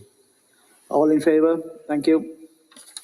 Moving on to item 9, representation on outside bodies. I have got agenda item 9, that of the Brigas War Memorial Nurses Endowment Fund. There are 3 nominations that's in front of us. Any other nominations, Councillor Swift? No. Can I take that as accepted, the 3 nominations to go forward? All in favour? Thank you. That's carried. Item 10. To answer questions asked by members of the council under Rule Procedure 13. Councillor Parsons House to Councillor Patient. Patient, yeah. Yep. Thank you, Mr. Mayor. In recent weeks, I've spoken to people living in Pelham who, like many others, have been affected by the pandemic. Many of us suffering from disabilities are unable to access suitable housing to meet their health needs. Additionally, I've also spoken to a young woman who's got a 5-week-old baby who's living on her father's sofa due to a lack of suitable housing. I had a housing officer phone me this week to say that she cannot find a house for this woman with the baby. Also, the shortage of suitable housing to meet the needs of the ageing population in Calderdale is negatively impacting on people's health outcomes and contributing. The council's corporate priorities show that it is rated red on the housing delivery list test. What plans do you have to address this urgent problem when you will be bringing forward the new housing strategy that meets the needs of all people of Calderdale? I think this is the Councillor Patient. Is that correct? Or is it Councillor? Yeah, thank you. Thank you, Councillor Patient.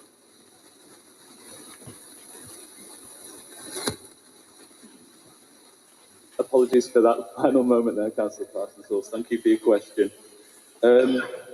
Just to let you know, the Council's working in partnership with Together Housing on the Beach Hill scheme, which includes 106 new family-sized homes for affordable rent. It's still under construction, as you're aware, and it's expected that the homes will be completed by August 23, all being well, with a proportion being handed over autumn of next year. For anyone who's struggling immediately to access suitable housing, we do encourage them to get in touch with the Council's Housing Options team, who can discuss their circumstances, and if they're wishing to move into affordable rented accommodation provided by a housing association, check that their housing application, previously Key Choice, is as up to date as possible with their current circumstances. Alternatively, if the councillor wishes to share details, we can ask a member of their staff to get in touch with them to address that specific need. The council and its partners are working hard to increase affordable housing delivery, and we're pleased to say that there are currently over 440 new affordable homes being developed across the borough. Although there's still work to do to address the backlog of delivery, there's much more positive position than we were in a few years ago. Moving towards the adoption of the local plan will definitely help unlock new sites for affordable housing as well. One of these new schemes on site includes a new extra care scheme at Railway Bridgeview in Rastrick and next to Brighouse. This 65 apartment scheme has been specifically designed to support the needs of an ageing population and includes 10 apartments designed to be dementia ready. The Calderdale and Together Housing Investment Partnership will remain an important vehicle for the council in addressing their corporate priority, which is reflected in the draft Calderdale Housing Strategy 21 to 26, is due to be considered by Cabinet very shortly, all being well. Officers in housing have worked closely with adult services to ensure the needs of the current and future ageing population are reflected in the strategy. So I'd advise you to keep an eye on that and monitor it as you will, and do what you feel is appropriate after that. Hope that answers your question. Thank you very much, Councillor Patience. Be careful. Number 2, on item 10, Councillor Baker to Councillor Swift.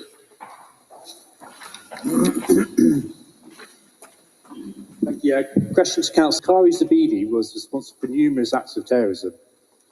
He's an infamous militant commander who has broken ceasefires between Palestine, Hamas, and Israel. He's launched and organised suicide bombings in the heart of Tel Aviv, targeting innocent civilians that killed an Israeli woman.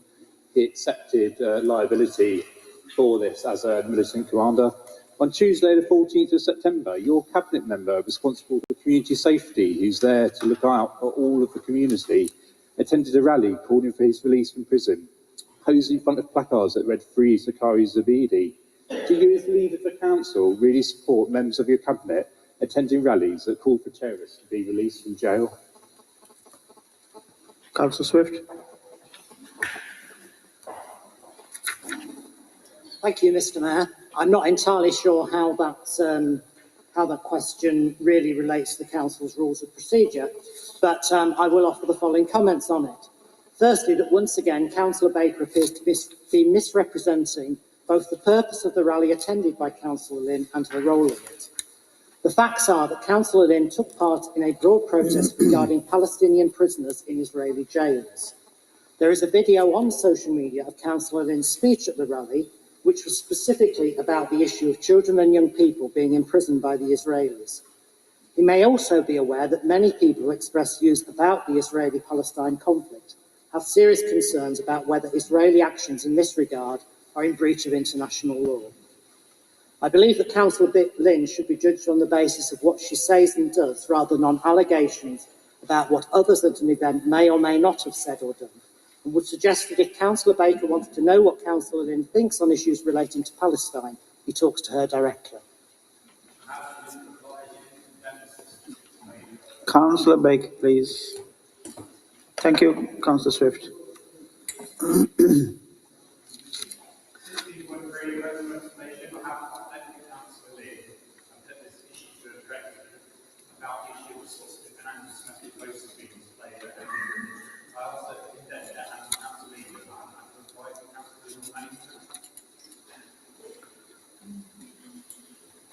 Yeah. Yeah. Okay. Am I moving on to the next one? Yeah. Okay, moving on to item 11, Rule 14. Motion submitted by Councillor Holsworth, replacement of Halifax swimming pool.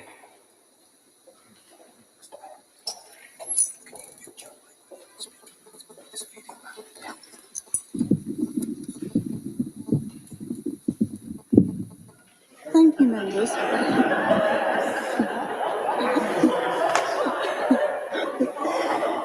Right, okay.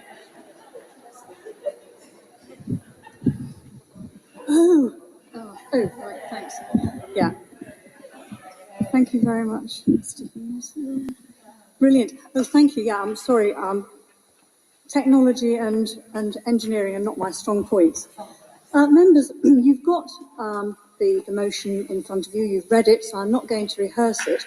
But I would like to say a few comments in support of it. Calderdale is underrepresented in terms of sports water compared to similar-sized authorities. Being a water-deprived local authority means that this borough has below the national average for adult and child participation and child attainment. Now, that may seem surprising to you, given the number of youngsters and parents who are protesting outside the town hall this evening with medals round their necks many, many times, but that is the case. Swimming once a week saves the NHS and social care nationally a staggering £357 million. We need to encourage pool usage across the borough with competitive facilities and an exciting offer for young people. In my lifetime, 4 pools have reopened. Elland, Woodside, Park Baths, and now Halifax Pool. This means that there is a shortage of pools for all facilities. The closure of Halifax pools has increased the swimming numbers using nearby pools such as Sarby Bridge, where you used to swim for 1 hour in length, you now swim for 45 minutes for the same price. In 2018, Halifax Swimming Club was consulted about what the new pool in Northbridge needed, and they made the following points. A minimum distance of 25 metres and a 6 to 8 lane competition standard pool with the ability to use competition start blocks, raised ends for turning, a reasonable amount of raised spectator seating for competitions both in the area and out, and a diving facility with deep pools depth to support the diving and water polo arms as well as the synchro swimming section. At this point, feedback from council officers was very positive, and the communications indicated that the planned pool would indeed be 25 metres in length with an 8-lane facility. Surprisingly, there was a second consultation planned, and Halifax Swimming Club were invited to attend. That consultation was scheduled for early 2020, with the public consultation planned for the 12th of March at Northbridge Leisure Centre, and one of the following week at Halifax Swimming Pool. The consultations were cancelled due to the pandemic, but the clubs and the public were assured that the consultation would be rearranged and take place. It didn't. Consequently, none of the Calderdale aquatic clubs were consulted as to what facilities they required from the pool, and in June 2020, 1,000 people signed a petition to save the pool facilities as they were at the former Halifax pool, and that was presented to Place Scrutiny Committee, at which time I was a member of that committee. It was agreed at Place that like-for-like facilities that should be provided, and the facilities formerly provided by the Halifax pool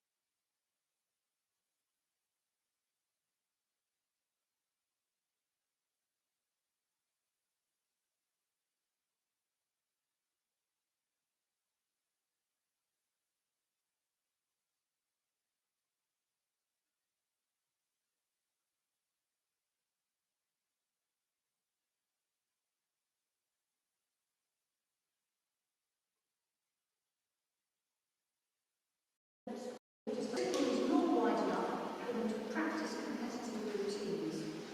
Yes, they have used the toilet and the pool, but they have lost 40 of their swimmers due to Calderdale increasing the cost of the lessons, and the distance to Calderdale has meant that it's no longer financially or logistically viable for many parents and carers to take their children to these lessons.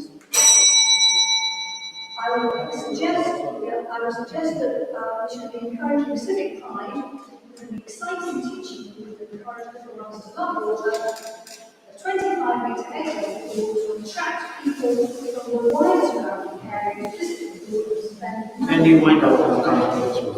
Thank you, Mr. Mayor. Councillor Baker.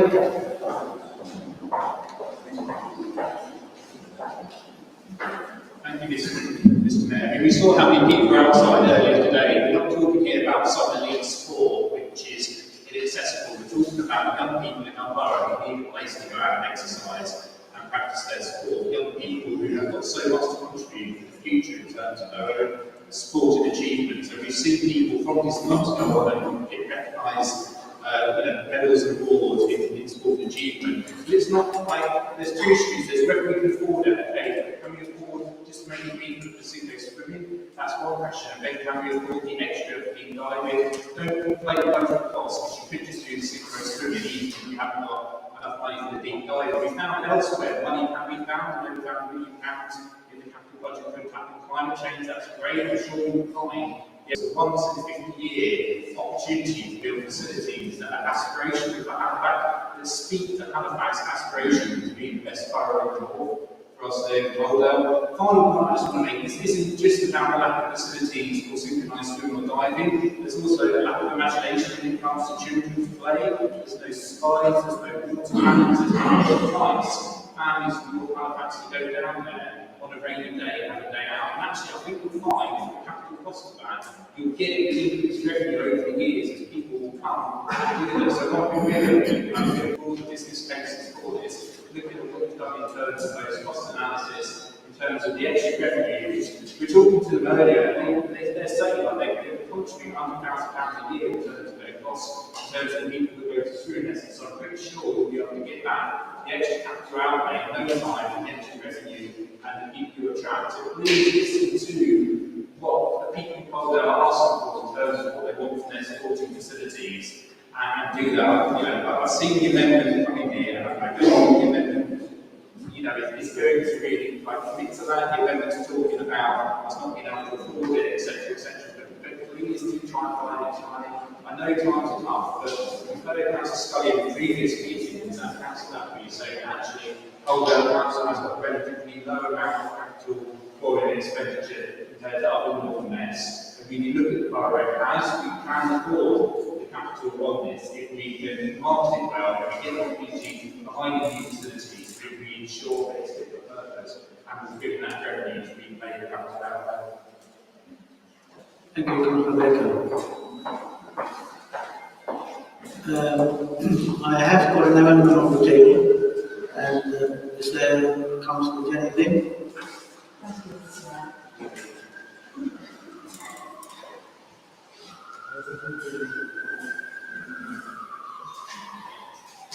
Thank you to colleagues for bringing forward this motion. But you'll hear in a minute of why we would like to amend it.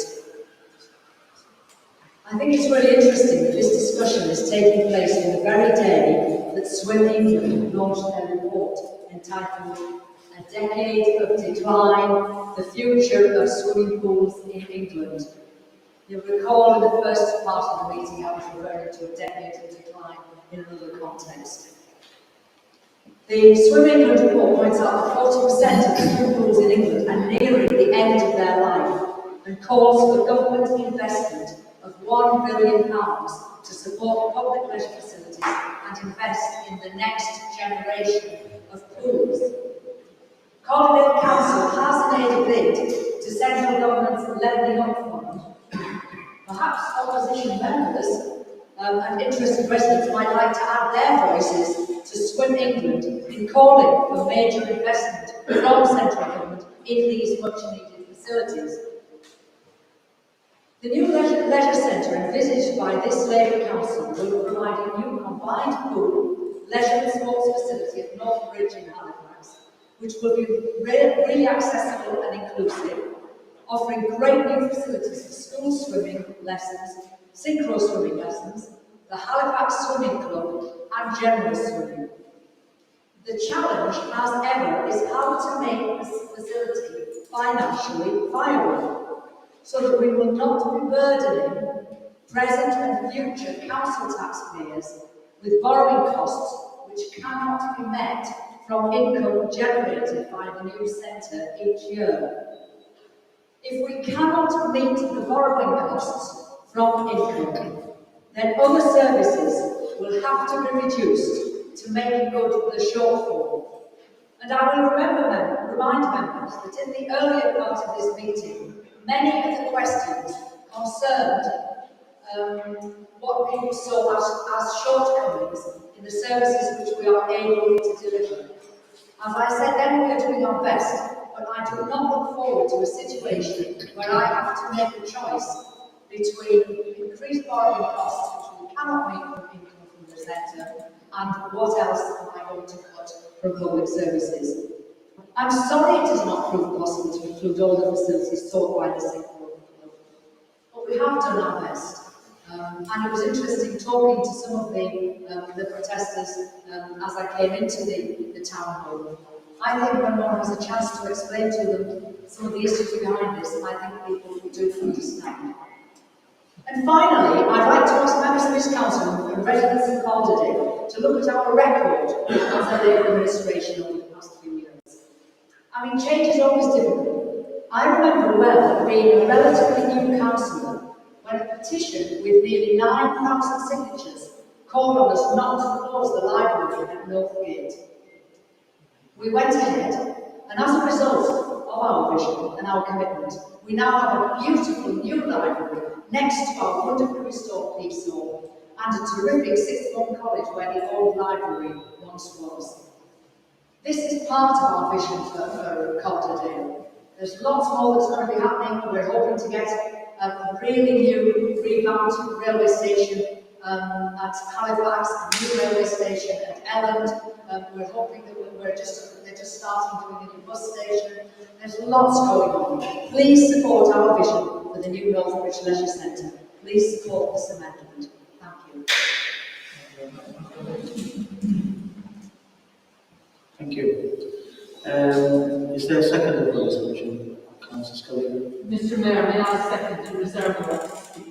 Thank you very much indeed.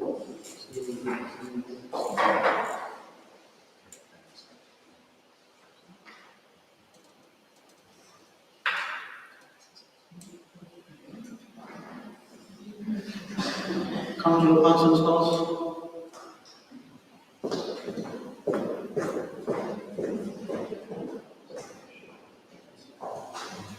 Thank you, Mr. Mayor.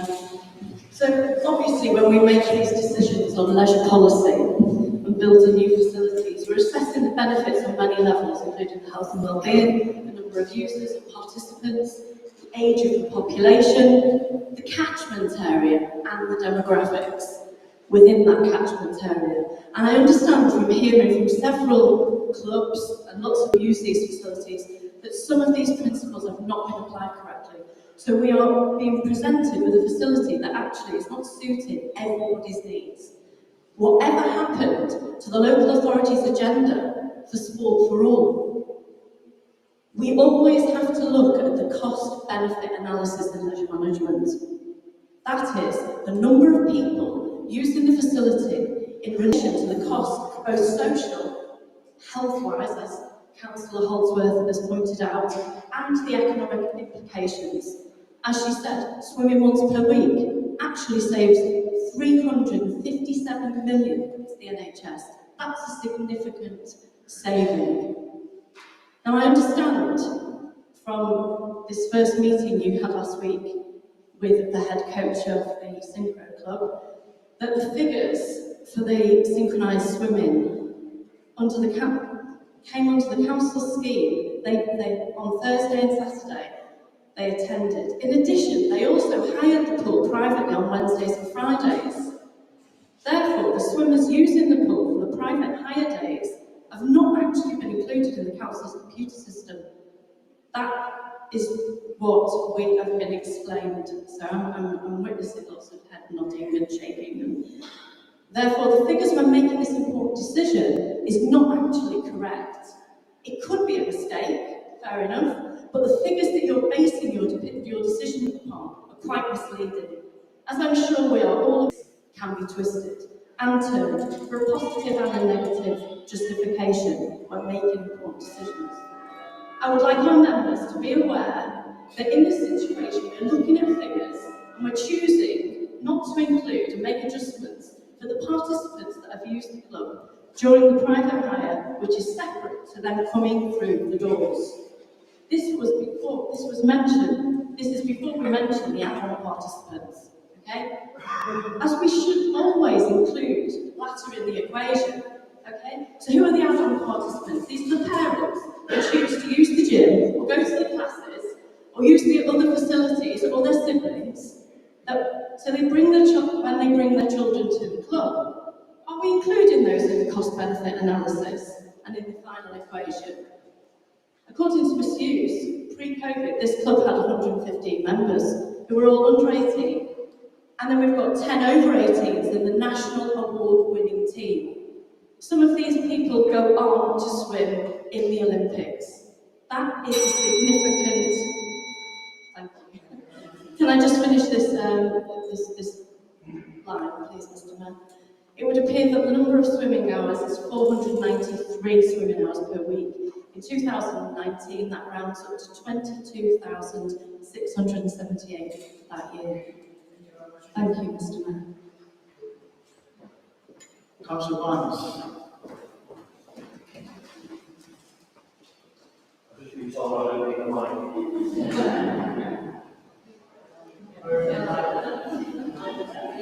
I would like to say there's no better mind potential consideration of promise to back now this impersonation. So I sort of disappeared before the break. I don't know whether we're going to make any change.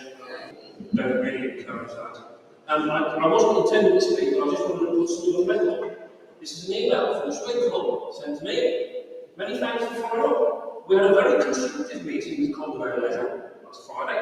The plans looked good, and we were able to put in some suggestions that would help the facility and improve the spec of the pool. The pleasing part was to be able to have open dialogue and the promise that it will continue. He then listed six items that they talked with Gary Burns about. Overall, very productive and positive. We just need to keep up the momentum so the borough can have a facility to be proud of. Thank you, Mr. Mayor. Thank you, Councillor Barnes. Councillor Price.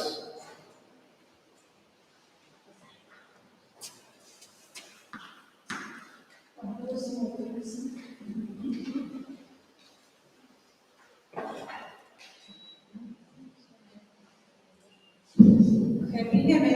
Yes. Right, okay. Councillor Lynn was talking earlier in answer to questions about our parks and the grass verges and sundry other questions which I used to have to back for quite some time when I had that portfolio. So I know how hard it is to explain and maybe sometimes for people to understand the restrictions which our services have been under for the last 10 years.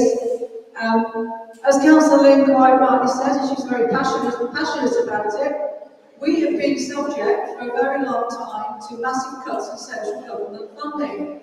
And that is the reason why, regretfully, we haven't and we cannot please 100% of the people with the new facility at Halifax swimming pool. I'd like to say that I spent, with officers and with the Cabinet, we spent several years desperately patching up Halifax swimming pool and keeping it open when, frankly, it was falling apart. And we did our very, very best to keep that going for as long as we could. When the pandemic struck, it made that, unfortunately, impossible. The pandemic has also had an impact on the number of people using leisure facilities. And when you're told that the costing has been done, and the costing has been done rigorously by our officers, we simply cannot afford to provide all the services we would like to. I just want to say finally, to me, what matters is the paragraph which refers to the fact that based on 2020 figures, the proposed pool will accommodate 98% of current users and will hopefully attract many, many more. I wish we could have facilities for 100%, but 98% sounds pretty good to me.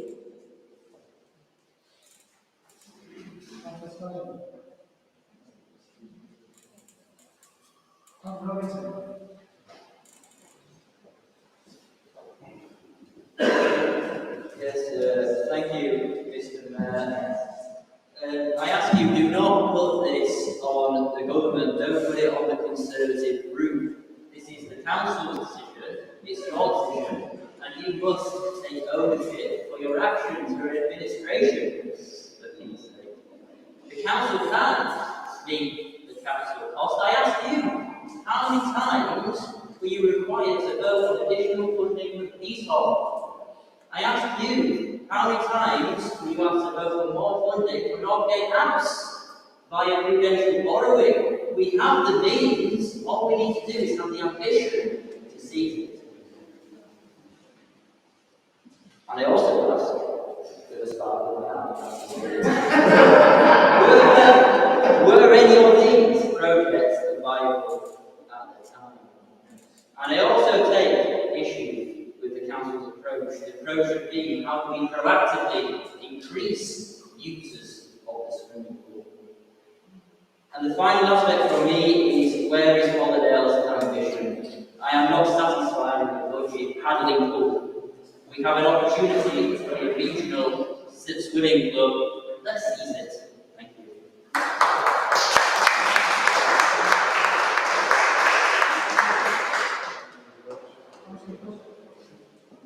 Councillor Cook, anyone speak? Mr. Mayor, we've heard a lot of excuses this evening from this administration for failings in different areas. And most of the reason for these excuses can be placed upon central government and a lack of funding, when in reality it's a lack of ambition and a lack of vision that has been shown by the Labour administration in this particular issue here. This is a once-in-a-lifetime opportunity for the council to build a swimming facility that accommodates everybody's needs. You can't go backwards from the facilities that we had to the current proposals. There is no diving boards, there is deep water facilities. It's backwards thinking, and to place the blame on central government, it's based on different excuses. And there's no excuse for a lack of vision. There's no excuse for a lack of forward thinking. And also, if the council wanted to do it, they will do it. If they wanted to find the money for it, they will find it. So we need to now stop making excuses and stop placing the blame on other people, and particularly on central government. So pull the finger out and let's get the swimming pool built to meet the needs of everybody. Let's get the diving facilities in there, and let's get deep water facilities in there as well. Thank you, Councillor Cook.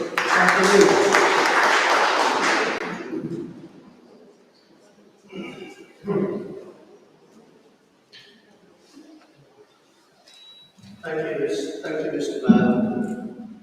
I have to say I agree with my colleagues who just spoken on this subject. From the outset, some long time ago, when this was first raised, that there were plans to include existing facilities, it simply sounded ridiculous to me that we would contemplate replacing anything with something that didn't at least have the old facilities. That surely has to be the starting point.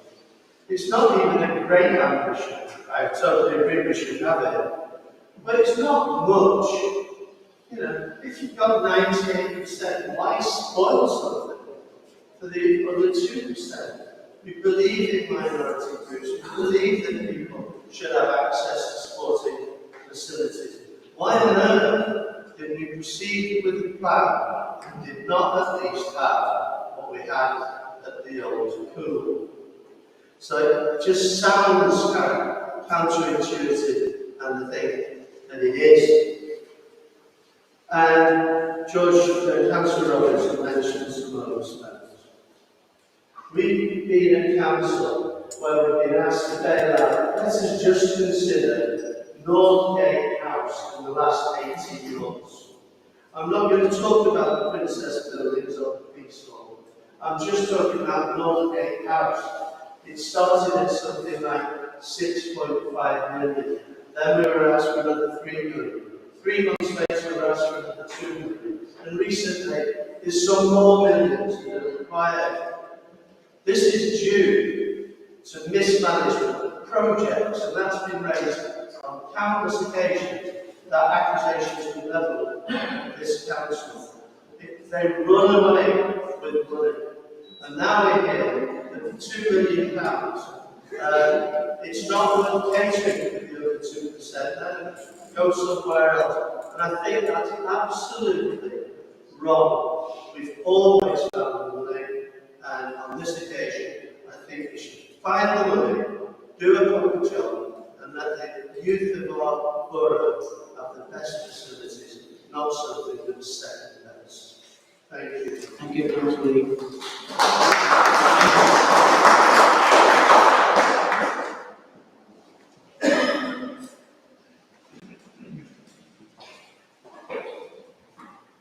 Members, you'll be aware under the council procedure rules that there's a limited time given over for debating of motions.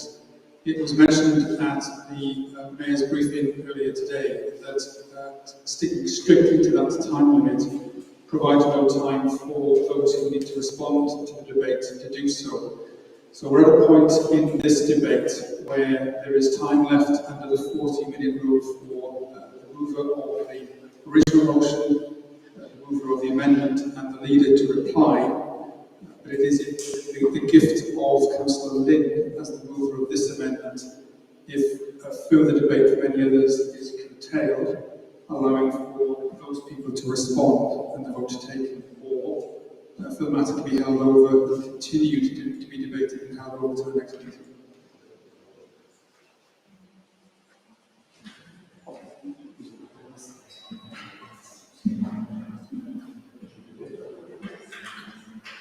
Councillor Lynn? Yes, I think our seconder is going to reply to the debate and then proceed.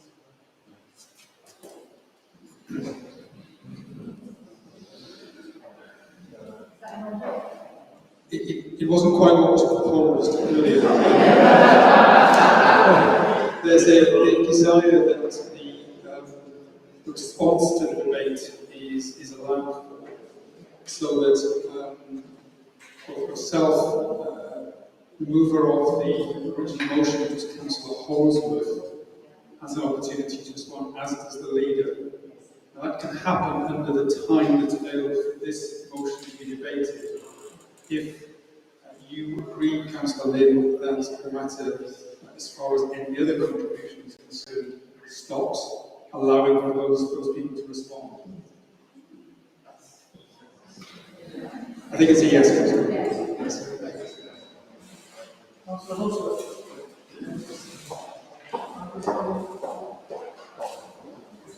Councillor second.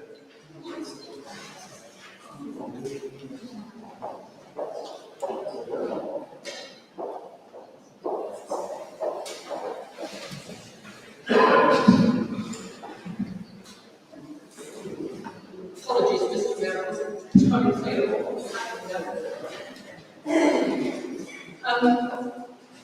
I'm very interested that both the Conservative group and the Liberal Democrat group in the council are urging this new administration to borrow money. And we're usually told we're borrowing too much and that we're not managing the budget efficiently well. But here we are being told to borrow again. We're actually keen, as a Labour administration, to live within our means.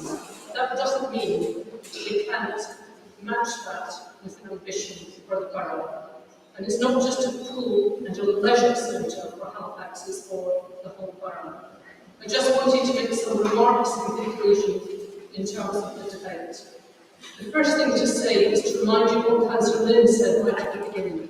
We have actually bid into the government's levelling up fund for £12 million.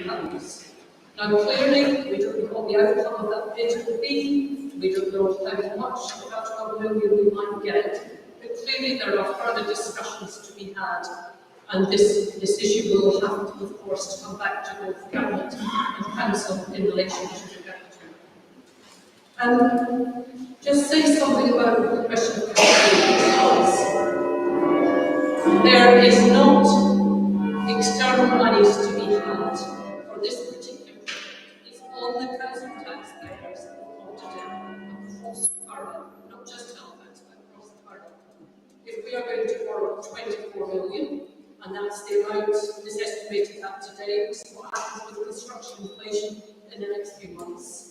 We haven't got, as with the Peace Hall and other major projects, we have not got external monies. So the question is, how do we manage that within our budget? And if we're going to increase that, the question would have to be, what do we cut?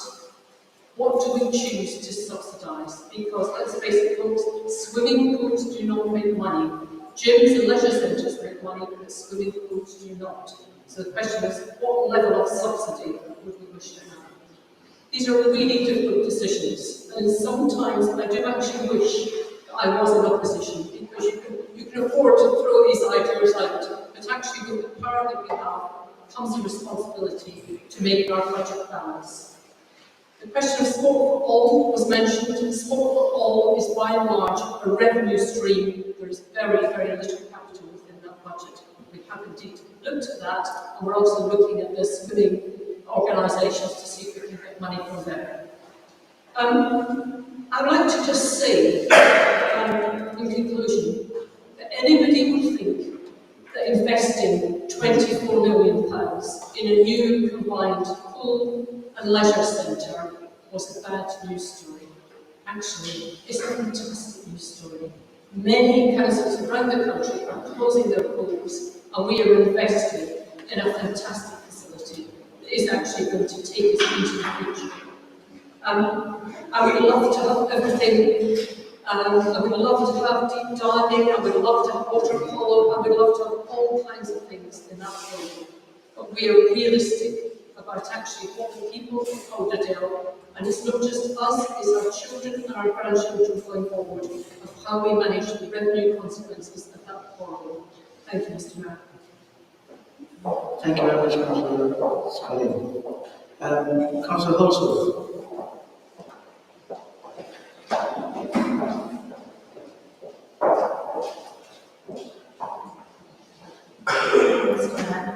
I have a couple of points I would like to make. The first one I'd like to pick up on is the final paragraph of Councillor Lynn's amendment, suggesting that Sport England are content that there are underlying facilities within 30 minutes drive or 15 minutes by train from Halifax. I put this to you.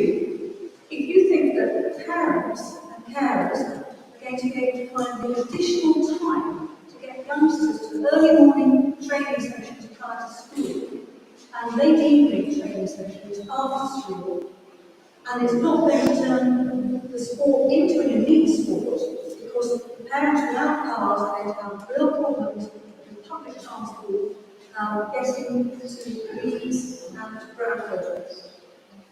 We need to provide these facilities here, and the point being well made, and many times made by Councillor Scullion, that the money is there. I would say 24 million, no, it's not a small sum of money, but if you invest in a pool that's going to attract users from across the borough and from outside the borough by providing exciting water sport equipment and facilities for young people, and providing dining facilities and enough space for the swimming teams to practice, you're going to bring money into the town. You're going to bring people to these very expensive stations for a reason. Otherwise, you're going to diminish the point of visiting Calderdale. Great having a superstation, but what does nothing to do when you get there? We need to think about the investment that swimming clubs have made in terms of training mentors, which is going to be lost and going completely down the drain. And you need to have some imagination. We're always hearing about police work, which is a fantastic facility, but it costs a great deal of money. Why are you going to invest in another oblong, undersized tile tank and a very boring teaching course when you could invest in something absolutely wonderful for the people of Calderdale and for the people in the surrounding areas who will bring money into this town and spend it? I think we need to speculate and accumulate everybody. Thank you very much, Councillor Petition. Councillor Smith.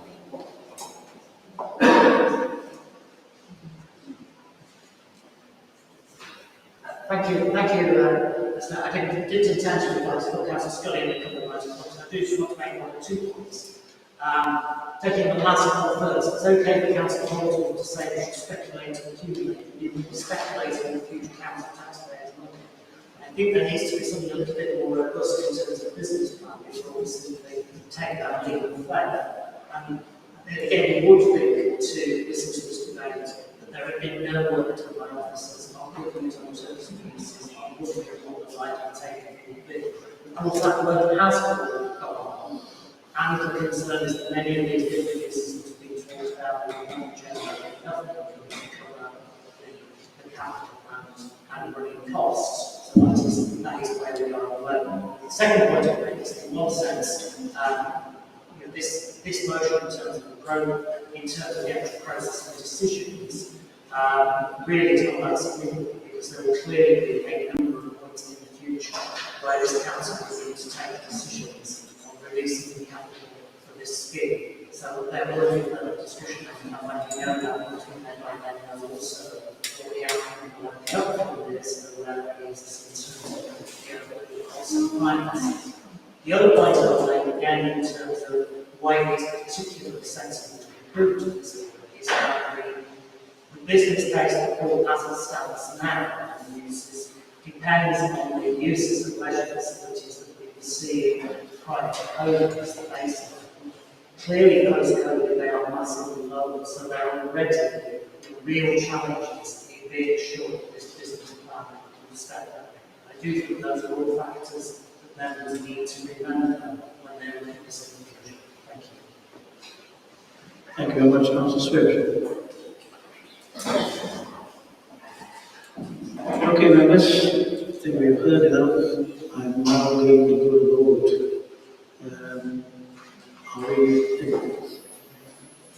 Vote on the amendments, please. All in favour?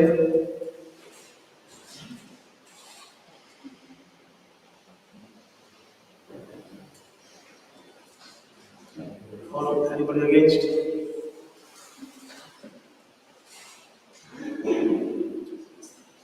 So that's that. Therefore, the amendment is carried.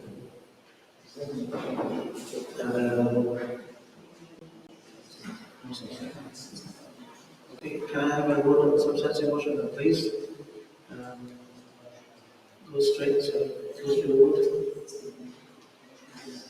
Yeah, as been amended, yeah. All in favour?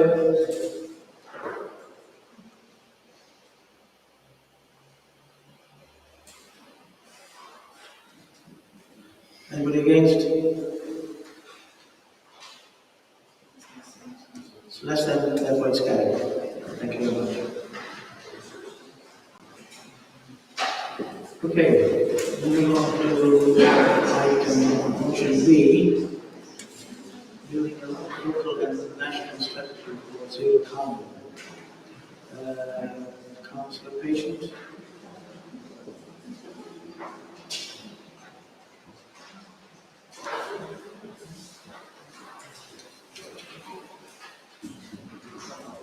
Check 1, 2, 1, 2. Anyone hear me? Yes. Make sure it's clear. Thank you, Mr. Mayor. Before I move forward, I will be seeking leave of council to modify our motion to absorb the extra wording that you've all recently received. So can I look towards you, Mr. Mayor, for some advice on that? Yeah. Okay. Can I put that to the vote then, please? All in favour? Against? Carried. Okay. Thank you, Mr. Mayor.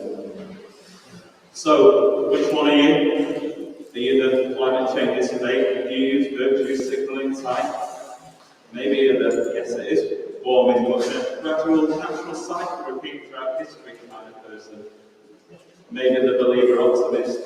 Thankfully, we've got time to get it under control, despite it being caused by human activity. Maybe that's you. There are a few others. Those that understand the critical stage we're at and the need to act. The individual who gets the need to take drastic action to end our reliance on fossil fuels and pursue new technologies for removing carbon from the air. I sit somewhere after this. I'm in the God, is it already too late category, given the lack of national action. Recent global reporting made the first two impossible to defend. Even the third, the idea that we've lots of time to correct the problem, has seen its credibility smashed in the light of every more record-setting extreme weather events globally. Heat, severe storms, wildfires, melting ice caps, literally pick up a peg for every single day. Floods, as we know in Calderdale, are a repeating threat here. Yes, the valley's always flooded, but it hasn't flooded to the extent and frequency that it is doing at the moment. Climate change takes a host of other social, economic and environmental issues and cranks up the heat to 100. It adds many more hazards to trip over, squeezes already pressurised systems and depletes even further already depleted resources. Our hills and valleys were carved out during the last ice age and see their beauty being threatened because of our actions. We're at a tipping point, and as we've seen over the last 9 years, we, especially those with the most vulnerable, those perhaps living in the valley bottom, stand to suffer the most unless we take action. It's our young people leading the charge. Just look at Jude Walker, a young 11-year-old boy who recently walked over 200 miles to Westminster in support of carbon taxation. He gained over 100,000 signatures and raised national awareness on that issue. Let's not let our next generation down.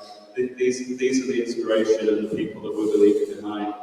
Denying this reality will continue until the last person draws his or her last breath. Fundamentally, councils like ours are on the front line of responding to the climate crisis, how it affects our tourism community. Over 2.5 years ago, this council, that's Councillor Sutherland's motion, which I was really proud to second, declared a climate emergency, and it formalised its work on decarbonisation already happening. The acceleration of work locally since then has been incredible to see, with praise for our work and the hard-working team, officers, and the Climate Change Working Party membership. Plaudits are great, and they are nice to receive, but they actually won't make a jot of difference to the future for how we all live in Calderdale. What we're screaming out for is the resource, policy, and support we desperately need to deliver the actions that we need, as described in our new published emission reduction pathway. Our science-based target of 2038 or sooner for full decarbonisation of the borough has recently been validated by an IPCC report. We'd ask the UK government to follow this science and bring down the frankly far too late 2050 target in line with these recommendations. Climate tribalism is pointless. It's completely pointless. We need to reach across the political divide and work together. Our working party, on a good day, is testament to this. COP26 mustn't fail us, and I fear it will. This is our time to shine, to show the global leadership required. I only implore those members of the party currently in control of the UK government, and in fact all parties, to lobby their MPs, their metro mayors, their cabinet, their shadow cabinet members, and CEOs of big anchor organisations to push for action. We need it right here, right now. So it's vital that we all support this motion to Council to help us secure the future for those who will inherit the decisions and actions we make today. It's especially important that the CEE bill passes. It's a no-brainer for us, really. As I said, climate change is part political, crosses those divides. The floods the actions and the flood that have happened in the Tory Shires up in North Yorkshire, they'll filter through York with its Liberal Democrat and Green coalition and down into Yorkshire, Labour control West Yorkshire. It's an issue we all need to tackle together. So I'd implore you all to take this motion plus the additional actions as put in by the Liberal Democrat group and take it forward for further consideration. Thank you.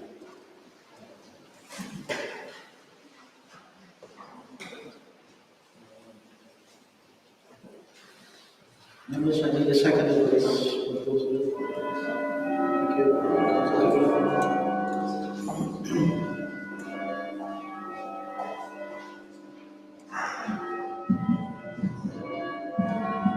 Mr. Mayor, I'm happy to be seconding Councillor Patience's motion on building both a local and national strategy for net zero carbon for key reasons. We are at the point where it is impossible for anyone to ignore that climate change is happening, that it's an emergency, and that it's happening right now. Reaching net zero carbon is not a single issue campaign delegated to a placard. We are literally talking about the air that we breathe.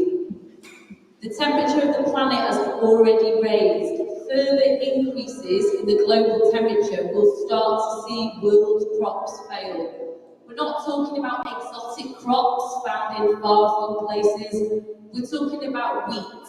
That means all of our residents can go to the shops knowing there will be a loaf of bread, whether it's fancy sourdough or Warburton's finest.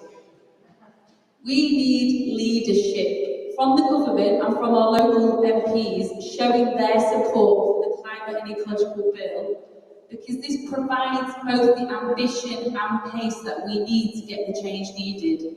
Because if we don't have this leadership, we will all face the consequences.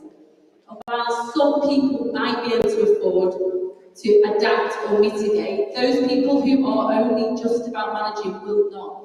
So even though those people on the lowest incomes consume the least, they will inevitably still face the brunt of climate change. We need to pause. We need to find new agricultural systems, new ways for businesses to operate, and new ways for us all to live. We need clear messages from both the government and from us as a council around what all stakeholders at Calderdale can do to support the effort to tackle climate change. What the COVID-19 crisis has shown us is, if there is political will, massive changes can be made very quickly to our systems. COP26 is an incredible opportunity to do just that. We just need the vision and the will.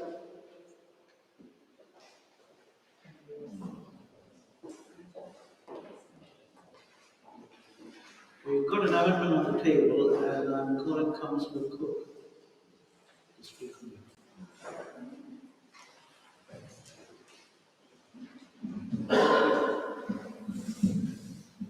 Thank you, Mr. Mayor. The motion that's proposed by Councillor Petition is asking the Council to support the Climate and Ecological Literacy Bill, which we call the CEE Bill, which is currently making its way through Parliament. And this amendment proposes that the main motion needs to be replaced. And the reason the original motion needs deleting is because the CEE Bill, if passed in Parliament, becomes law. It will in fact make it more difficult, in fact, it will make it impossible for the Council to achieve net zero carbon emissions by 2038. That's a bold claim. I can explain why. The reason for this is that the CEE Bill specifically prevents carbon sequestration by the use of negative emission technologies as part of the government's strategy to achieve net zero in all some defined sectors. The bill says that they can only be used to remedy the overshoot of emissions if and when the 1.5 degrees Celsius rising global temperature is surpassed. In other words, it's too late. Negative emission technologies have been hailed as a game changer in the fight against climate change. Some scientists have even said that they provide the very solution. They are designed to literally suck CO2 out of the air and store it safely for millennia. So why would the bill restrict their use? Further, the bill would make it impossible for the Council to achieve its net zero emission target of 2038. The reason for this is contained in the Council's own emission reduction pathway report, which contains much of the Council's strategy for achieving net zero. page 14 of the report states that reaching net zero means that any remaining emissions in the borough are offset by carbon sequestration or offsetting. Whilst some natural solutions to carbon sequestration are included in the emission reduction pathway under the land and biodiversity sector, these are not sufficient for Calderdale to reach net zero emissions by 2038 under the measures borrowed. And at page 16 it continues, it is likely that more speculative technologies or system changes will also be needed, such as negative emissions methods.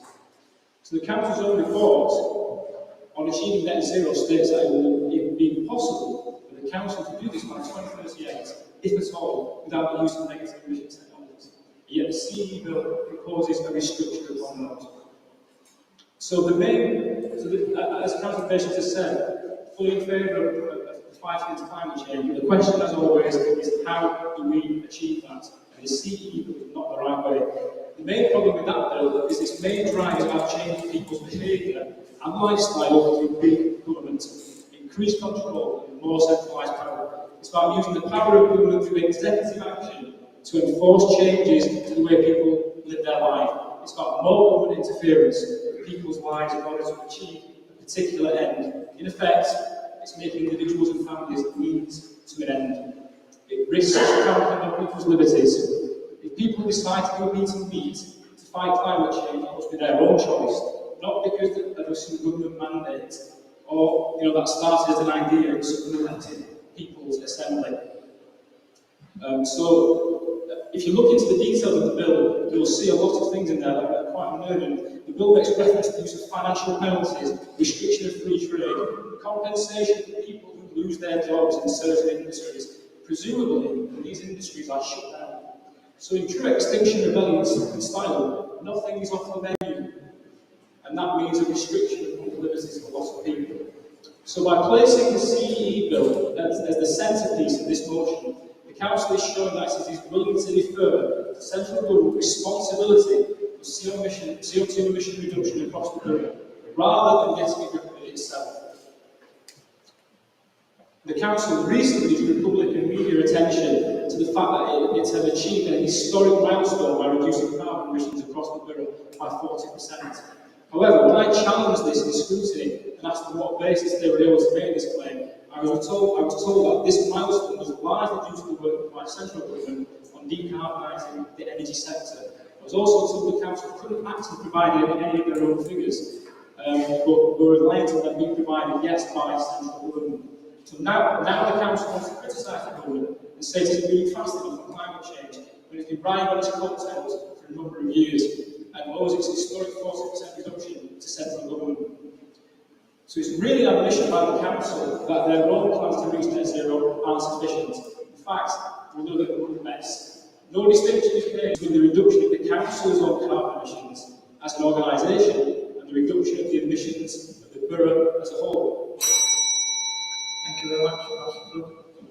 Thank you. So I urge you, members, to vote against this motion and support this amendment. Councillor Dickinson. Yes.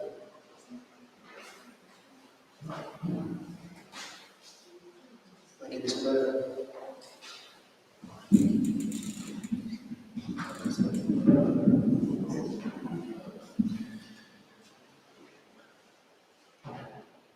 To a great extent, I think we are, as we previously mentioned, on the same page on much of this. I do have a few concerns I'll share with Jacob about the bill that's being proposed in the moment. However, what I'm about to say next isn't about any degree of complacency at all, but there are the lies, the damn lies of statistics, and I've got a few statistics which are of interest. There's a proven website called World Autism, and how many people are familiar with it. I stumbled across it this morning, and I haven't had a chance to cross-check, which is prefer to do when I find stuff online. Now, in terms of overall carbon dioxide emissions, the UK comes 17th globally. Top of the list is China. Bottom of the list is Greenland. Here's the thing, a lot of the debate I listen to quite often concentrates on, well, you can't really do it in the spaces, you can look at the capital outputs as well. And this is a very important point because, for example, India that becomes third of global emissions has a capital output of 1.91 tonnes per person. The UK is 5.55. Now that actually puts us at the bottom end of the top 30% or so, lost count. But the top of the list is Qatar. I shouldn't have heard that particular number because it's not so important at this point in time. However, it was interesting to note that China's capital output is indeed higher than ours as well, as in fact is Germany's, in fact higher than China's as well. But here's something that did strike me, is that last year the UK led the world, notwithstanding the pandemic, which affects globally. But the UK led the world with a fall, according to Contractor, of 6.38%. Now, the point I'm trying to make is that we are on the path towards carbon reduction. By way of contrast, Germany's actually went up last year. And I mentioned Germany simply because my perception of it is it's a quite green country. There is always more that we can be doing. I do accept that. My own frustrations, for example, with the current form of the National Design Guide and provisions for building efficiency in terms of insulation and provision for methods of heating and heat delivery, for example. But the implications of such range. Give a motion to Councillor Petition. Let's say one sentence. Last sentence. Last sentence. Okay, I'm so sorry that. I'm not against supporting consent suggestions. I was. Sit down, Councillor.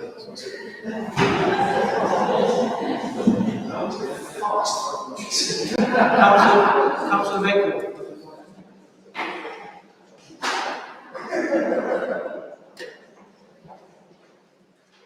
Thanks, Mr. Mayor. I'm really glad that the Labour Group has accepted some of the points that we wanted to add to their motion, especially I think what's really important is the declaration about the ecological emergency.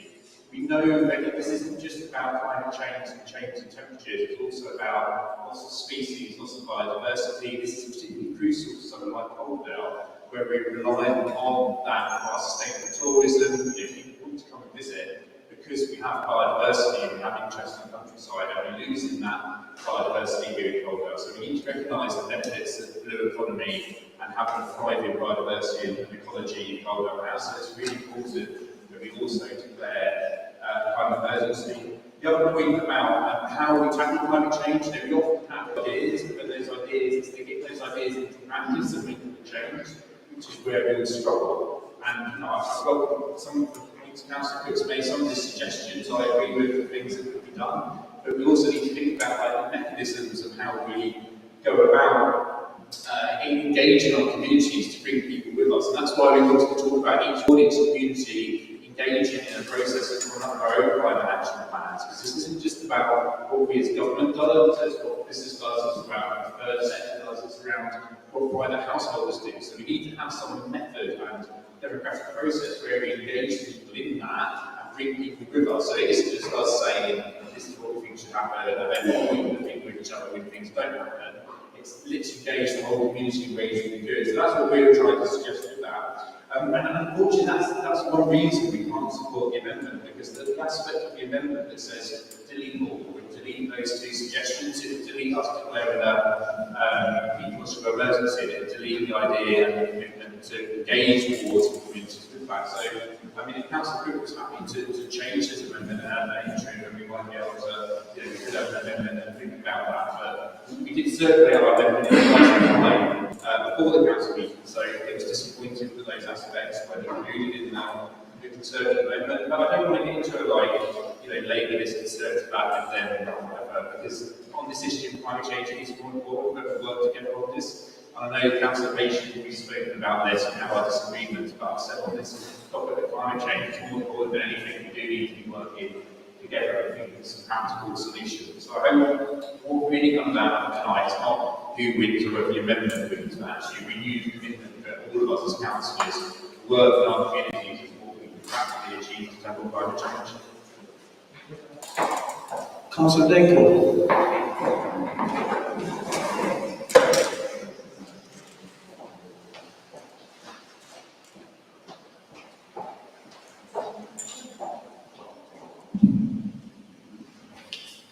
Thank you, Mr. Mayor.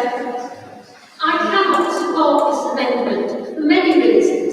It drags in a ragtag of unrelated issues in the preamble. I can't accept the assumptions outlined by Councillor Cook. For instance, I can't understand why having citizens' assemblies is authoritarian. I would also note that China has those high emissions because they are making the consumer goods world live in this country. And since 1979, we've seen a diminution of our industrial economy. We've stopped making things to the extent that we used to.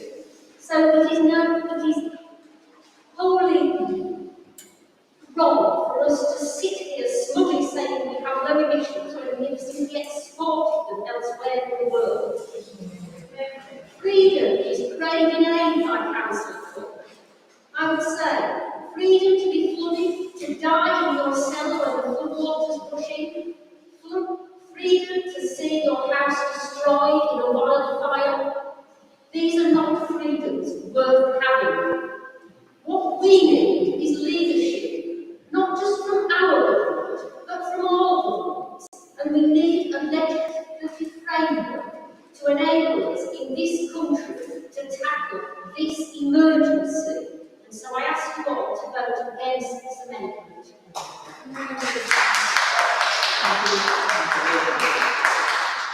Councillor Fenton-Glynn.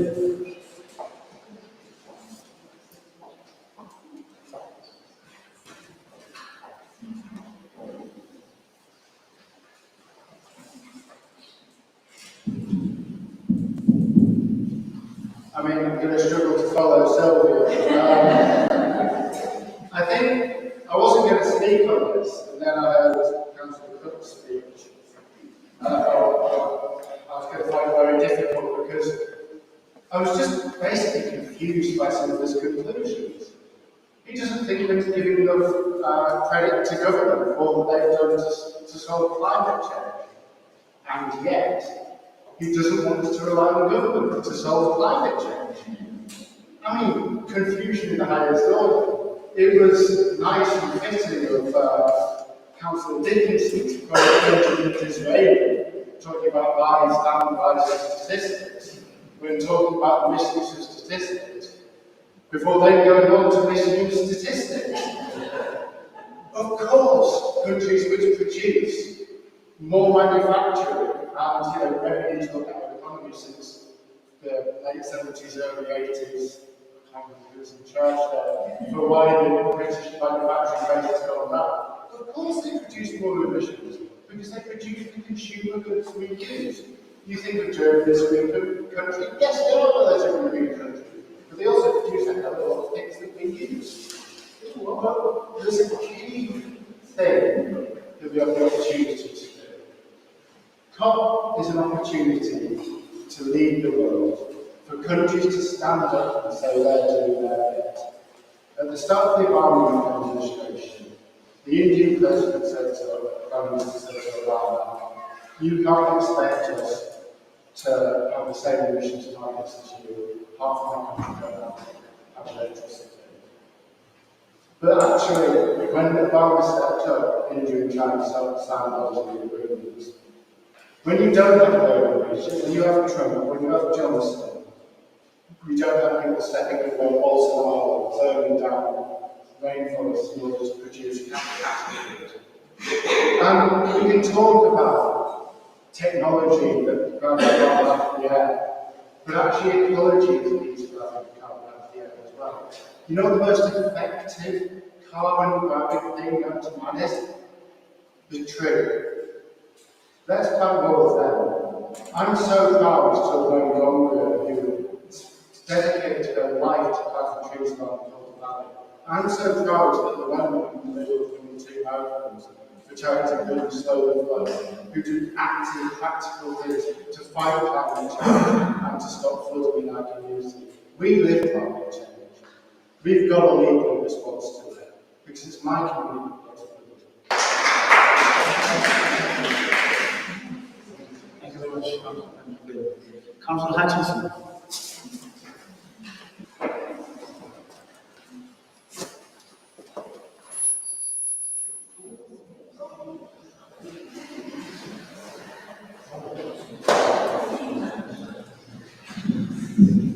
Wouldn't it be great if we didn't need to be debating supporting the climate and ecological emergency bill?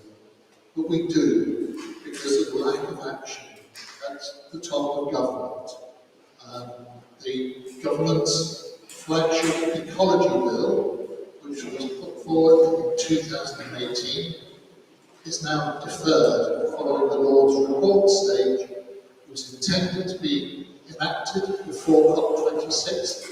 It's now subject to an indefinite delay. This kind of half-hearted attempt at addressing the twin ecological and climate emergencies just isn't sufficient. There's a limit to what we can do in Calderdale. I'm glad the motion goes through what we can do locally and what we, but it does need to be a nationwide approach to legislation that would underpin this. Councillor Cook is slightly misrepresented when he talks about carbon sequestration. It is actually in the CEE, it is also allowed for counteracting those emissions from steel production, cement production, and agricultural production. Areas that we admit are going to be very difficult to decarbonise. But this is an untested technique at large scale. There is no full-scale carbon sequestration going on in this country for us to be able to actually say this will work. And part of the reason for limiting its use is because otherwise it would be used to delay taking the other tough actions that are required to, by saying, oh, we've got something that will be possible to use in the future. We don't have to do anything very much just now. Reference has been made to the relatively low carbon emissions from domestic use in this country, relatively. And it's been pointed out that we need to take into account the goods that are actually consumed in this country and transported to this country from far away, like China. That is why the CE bill puts in place measures to take into account the whole supply chain, not just what is consumed, not just the production from this country. So I'm asking people to support this bill, need the duties to act back in central government. Thank you, Councillor Tremaine.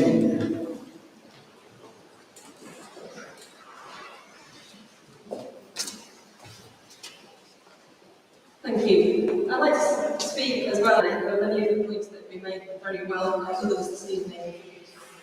What I particularly wanted to welcome is the focus in the words of the motion on working with others across our communities in the borough, so thinking more locally rather than some of the really important national points. One of the things I was most proud of as a town councillor in Calderdale was leading the call for the council to declare a climate emergency there. And I'm really pleased now to see with both Calderdale Town Council and Hepton Town Council that they've recently been taking on staff to support the response to the climate emergency. This is a hugely important step because we're bringing together all the different pieces. So we can't be responsible for everything that's done nationally, but we can put together a really coordinated response locally. And I'm proud of the fact that this motion calls for us to work together with others, to listen to others as well. So we as a council can give great deal of support to other organisations, at ward level, right across the borough, other town councils, other organisations. But we can also learn from many other organisations and people as well, and I'm glad that we're willing to do that. For example, in Tottenham, we have Tottenham College now, the TLC, and the Climate Challenge coming there. There's really exciting, innovative work going on across our borough, and it's really important that we put together a plan and are open to listening to others, learning from others, and taking action together. As Councillor Patience said, looking beyond political boundaries and broadening this out so that we really act now, because we need to act now and not wait. Thank you very much, Councillor Lee. Councillor Lee.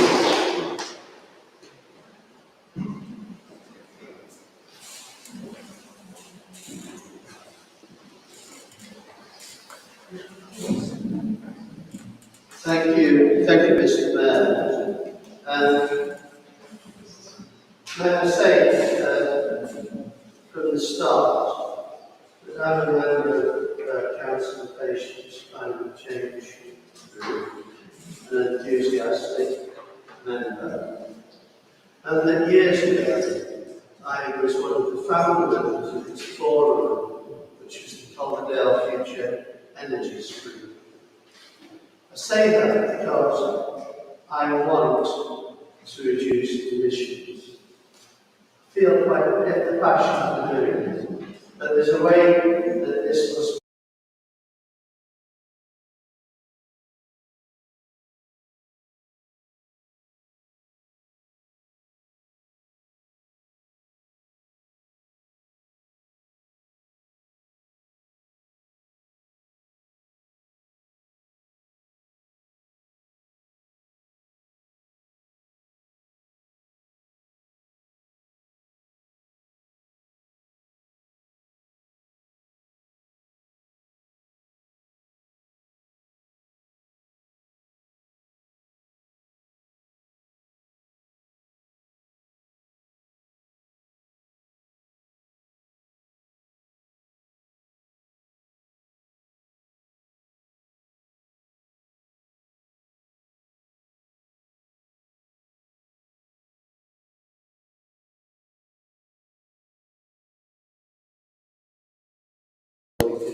do things.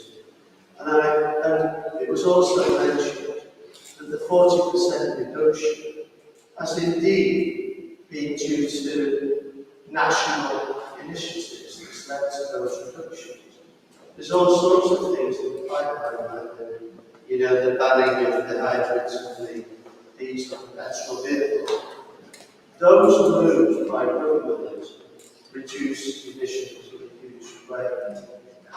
So, we're not making progress on climate change because we're talking about things rather than doing. And as somebody's just said from the side, this very limited number of things that will seriously reduce emissions, and that was in Calderdale. Having our council fleet and delivery vans is good. They know they're all electric now. And those 6 of them are alternative. But what the council does itself, there's no relationship to what the whole of Calderdale is achieving. And I think that the government plans that they've set out are good ones, the practical ones, and they're plans that will work. The other thing that I don't like... Thank you, Councillor Lee. I'll finish with this. I don't like the fact that this plan has been drawn up by an unelected group of people and is expected to apply to all of the people. Likewise, thank you, democratic views. Can I call Councillor Mr. Hughes, please?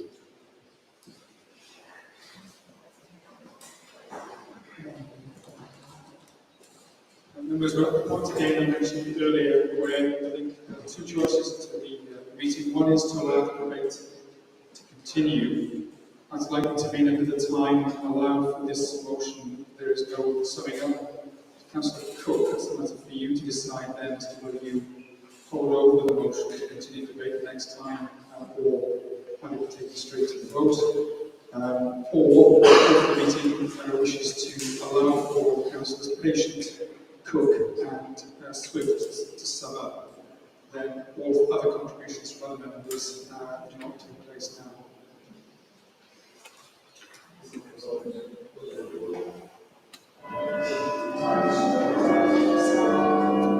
With time to start, contributions from other members straight to Councillors Patient, Cook and Swift. Thank you. Councillor Cook? No, Councillor Patient. Councillor Patient, sorry.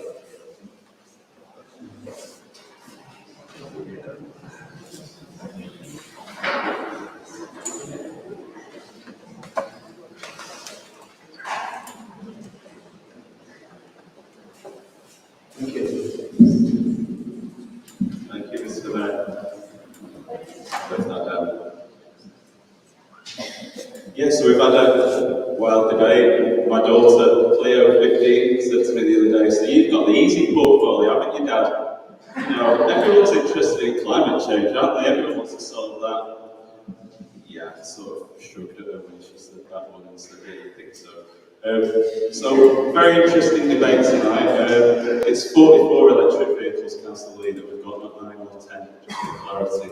And that would be folly just to say that that's what we're doing here in Calderdale. We're filling that gap where national government is failing us.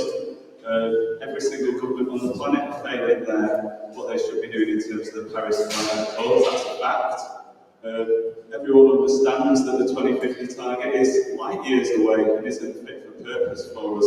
So it takes councils like Calderdale to fill that vacuum, to do all the work we're doing in terms of replacing LEDs, to replace our fleet, to developing emission reduction pathways that show the scale of the work we're engaging with our communities, to planting hundreds of trees, to extending our canopy cover from 11% to 18%. I could go on about the stuff that we need to do. The £1 million we put towards the Community Climate Fund so people can access. And in fact, the open door that the Climate Change Working Party offers to activists, to community members, to people, to young people, and to everyone that's interested in the future of this borough. So I won't labour the point too long. Please support the original motion as presented. I implore you all to. I think it's very important. The CEE bill is robust. I don't think we should be relying on future technologies that aren't quite there. We should be acting now to develop the work that we need to do to address what is the fundamental issue of our time. Thank you. Thank you, Councillor Patient. I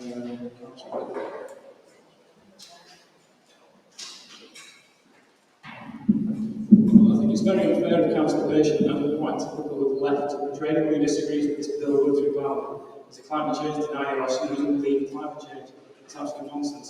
I've run a business since 2012 with insulated thousands of homes across West Yorkshire in a drive to reduce carbon emissions. So certainly not a climate change denier. And certainly, I'm very much in favour of reducing fighting climate change but not through what's proposed in the CEE bill.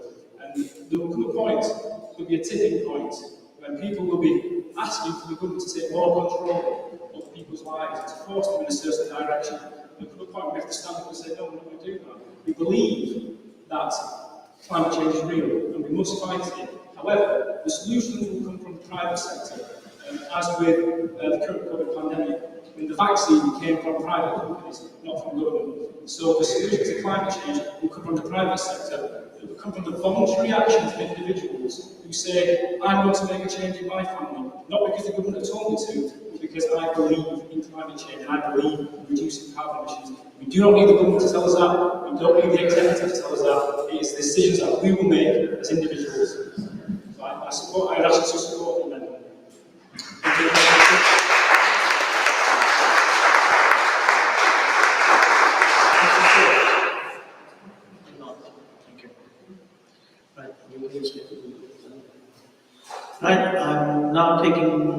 votes on the amendment as been tabled. All in favour?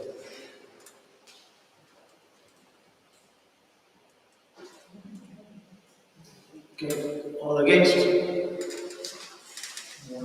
Small hand, therefore that falls.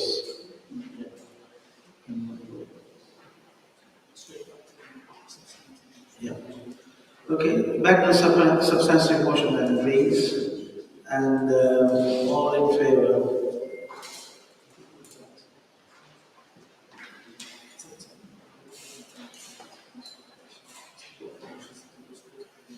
Just a minute, Councillor Patient, would you like to go straight to vote? Yes, please. Okay, right. I just need to clarify that first. Right, ladies and gentlemen, on the vote now, please, all in favour? Anybody against?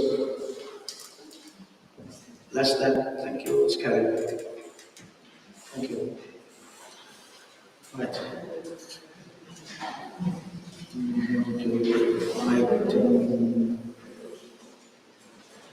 Same motion, yeah. Now, motion by Councillor Lee.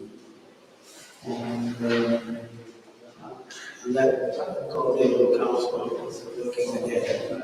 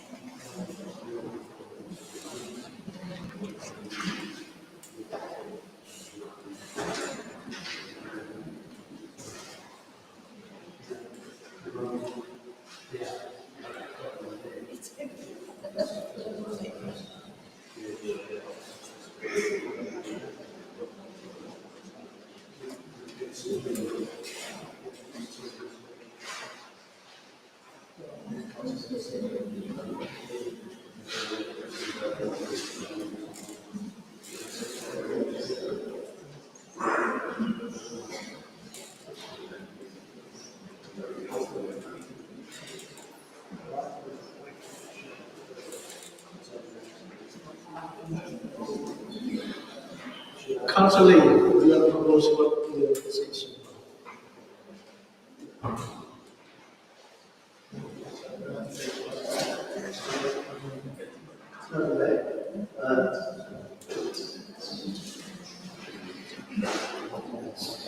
As you know, this process has a 1.5 hour limit on it. There's 10 minutes left. If we were to start making a proposition now, we clearly wouldn't get through, and we want to have a proper debate on it. So I propose that we carry this next motion through to the next council meeting, where I can take it first on the agenda and we can have a proper debate then. Thank you. Thank you very much, Councillor Lee. Is that acceptable for members? All in favour? Second.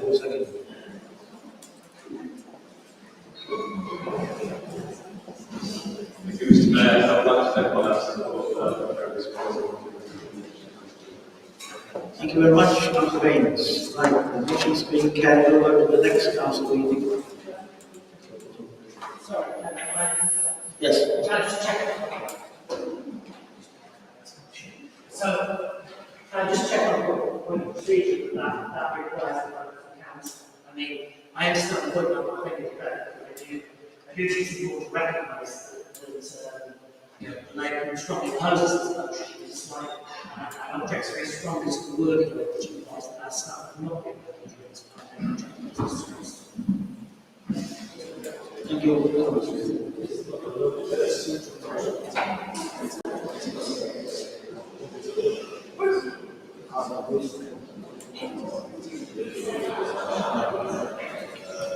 Right, councillors, the proposal is to withdraw and represent it at the next council meeting.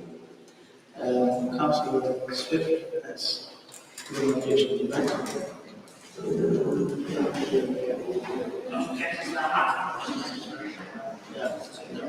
Okay. Therefore, I'm asking that the proposal of that motion be taken to the next meeting. All in favour?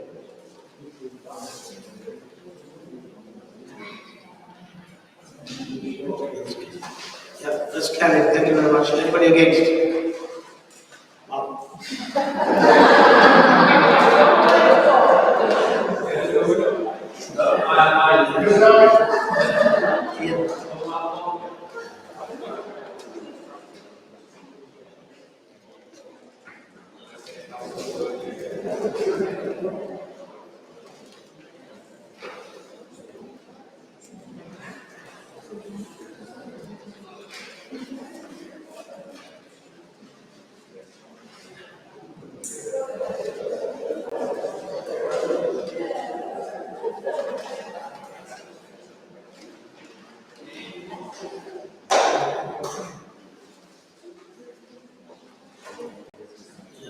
Thank you. Gentlemen, ladies and gentlemen, on to item 12.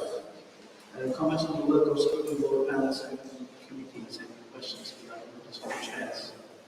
Anybody have any questions? Can I take it from Rob?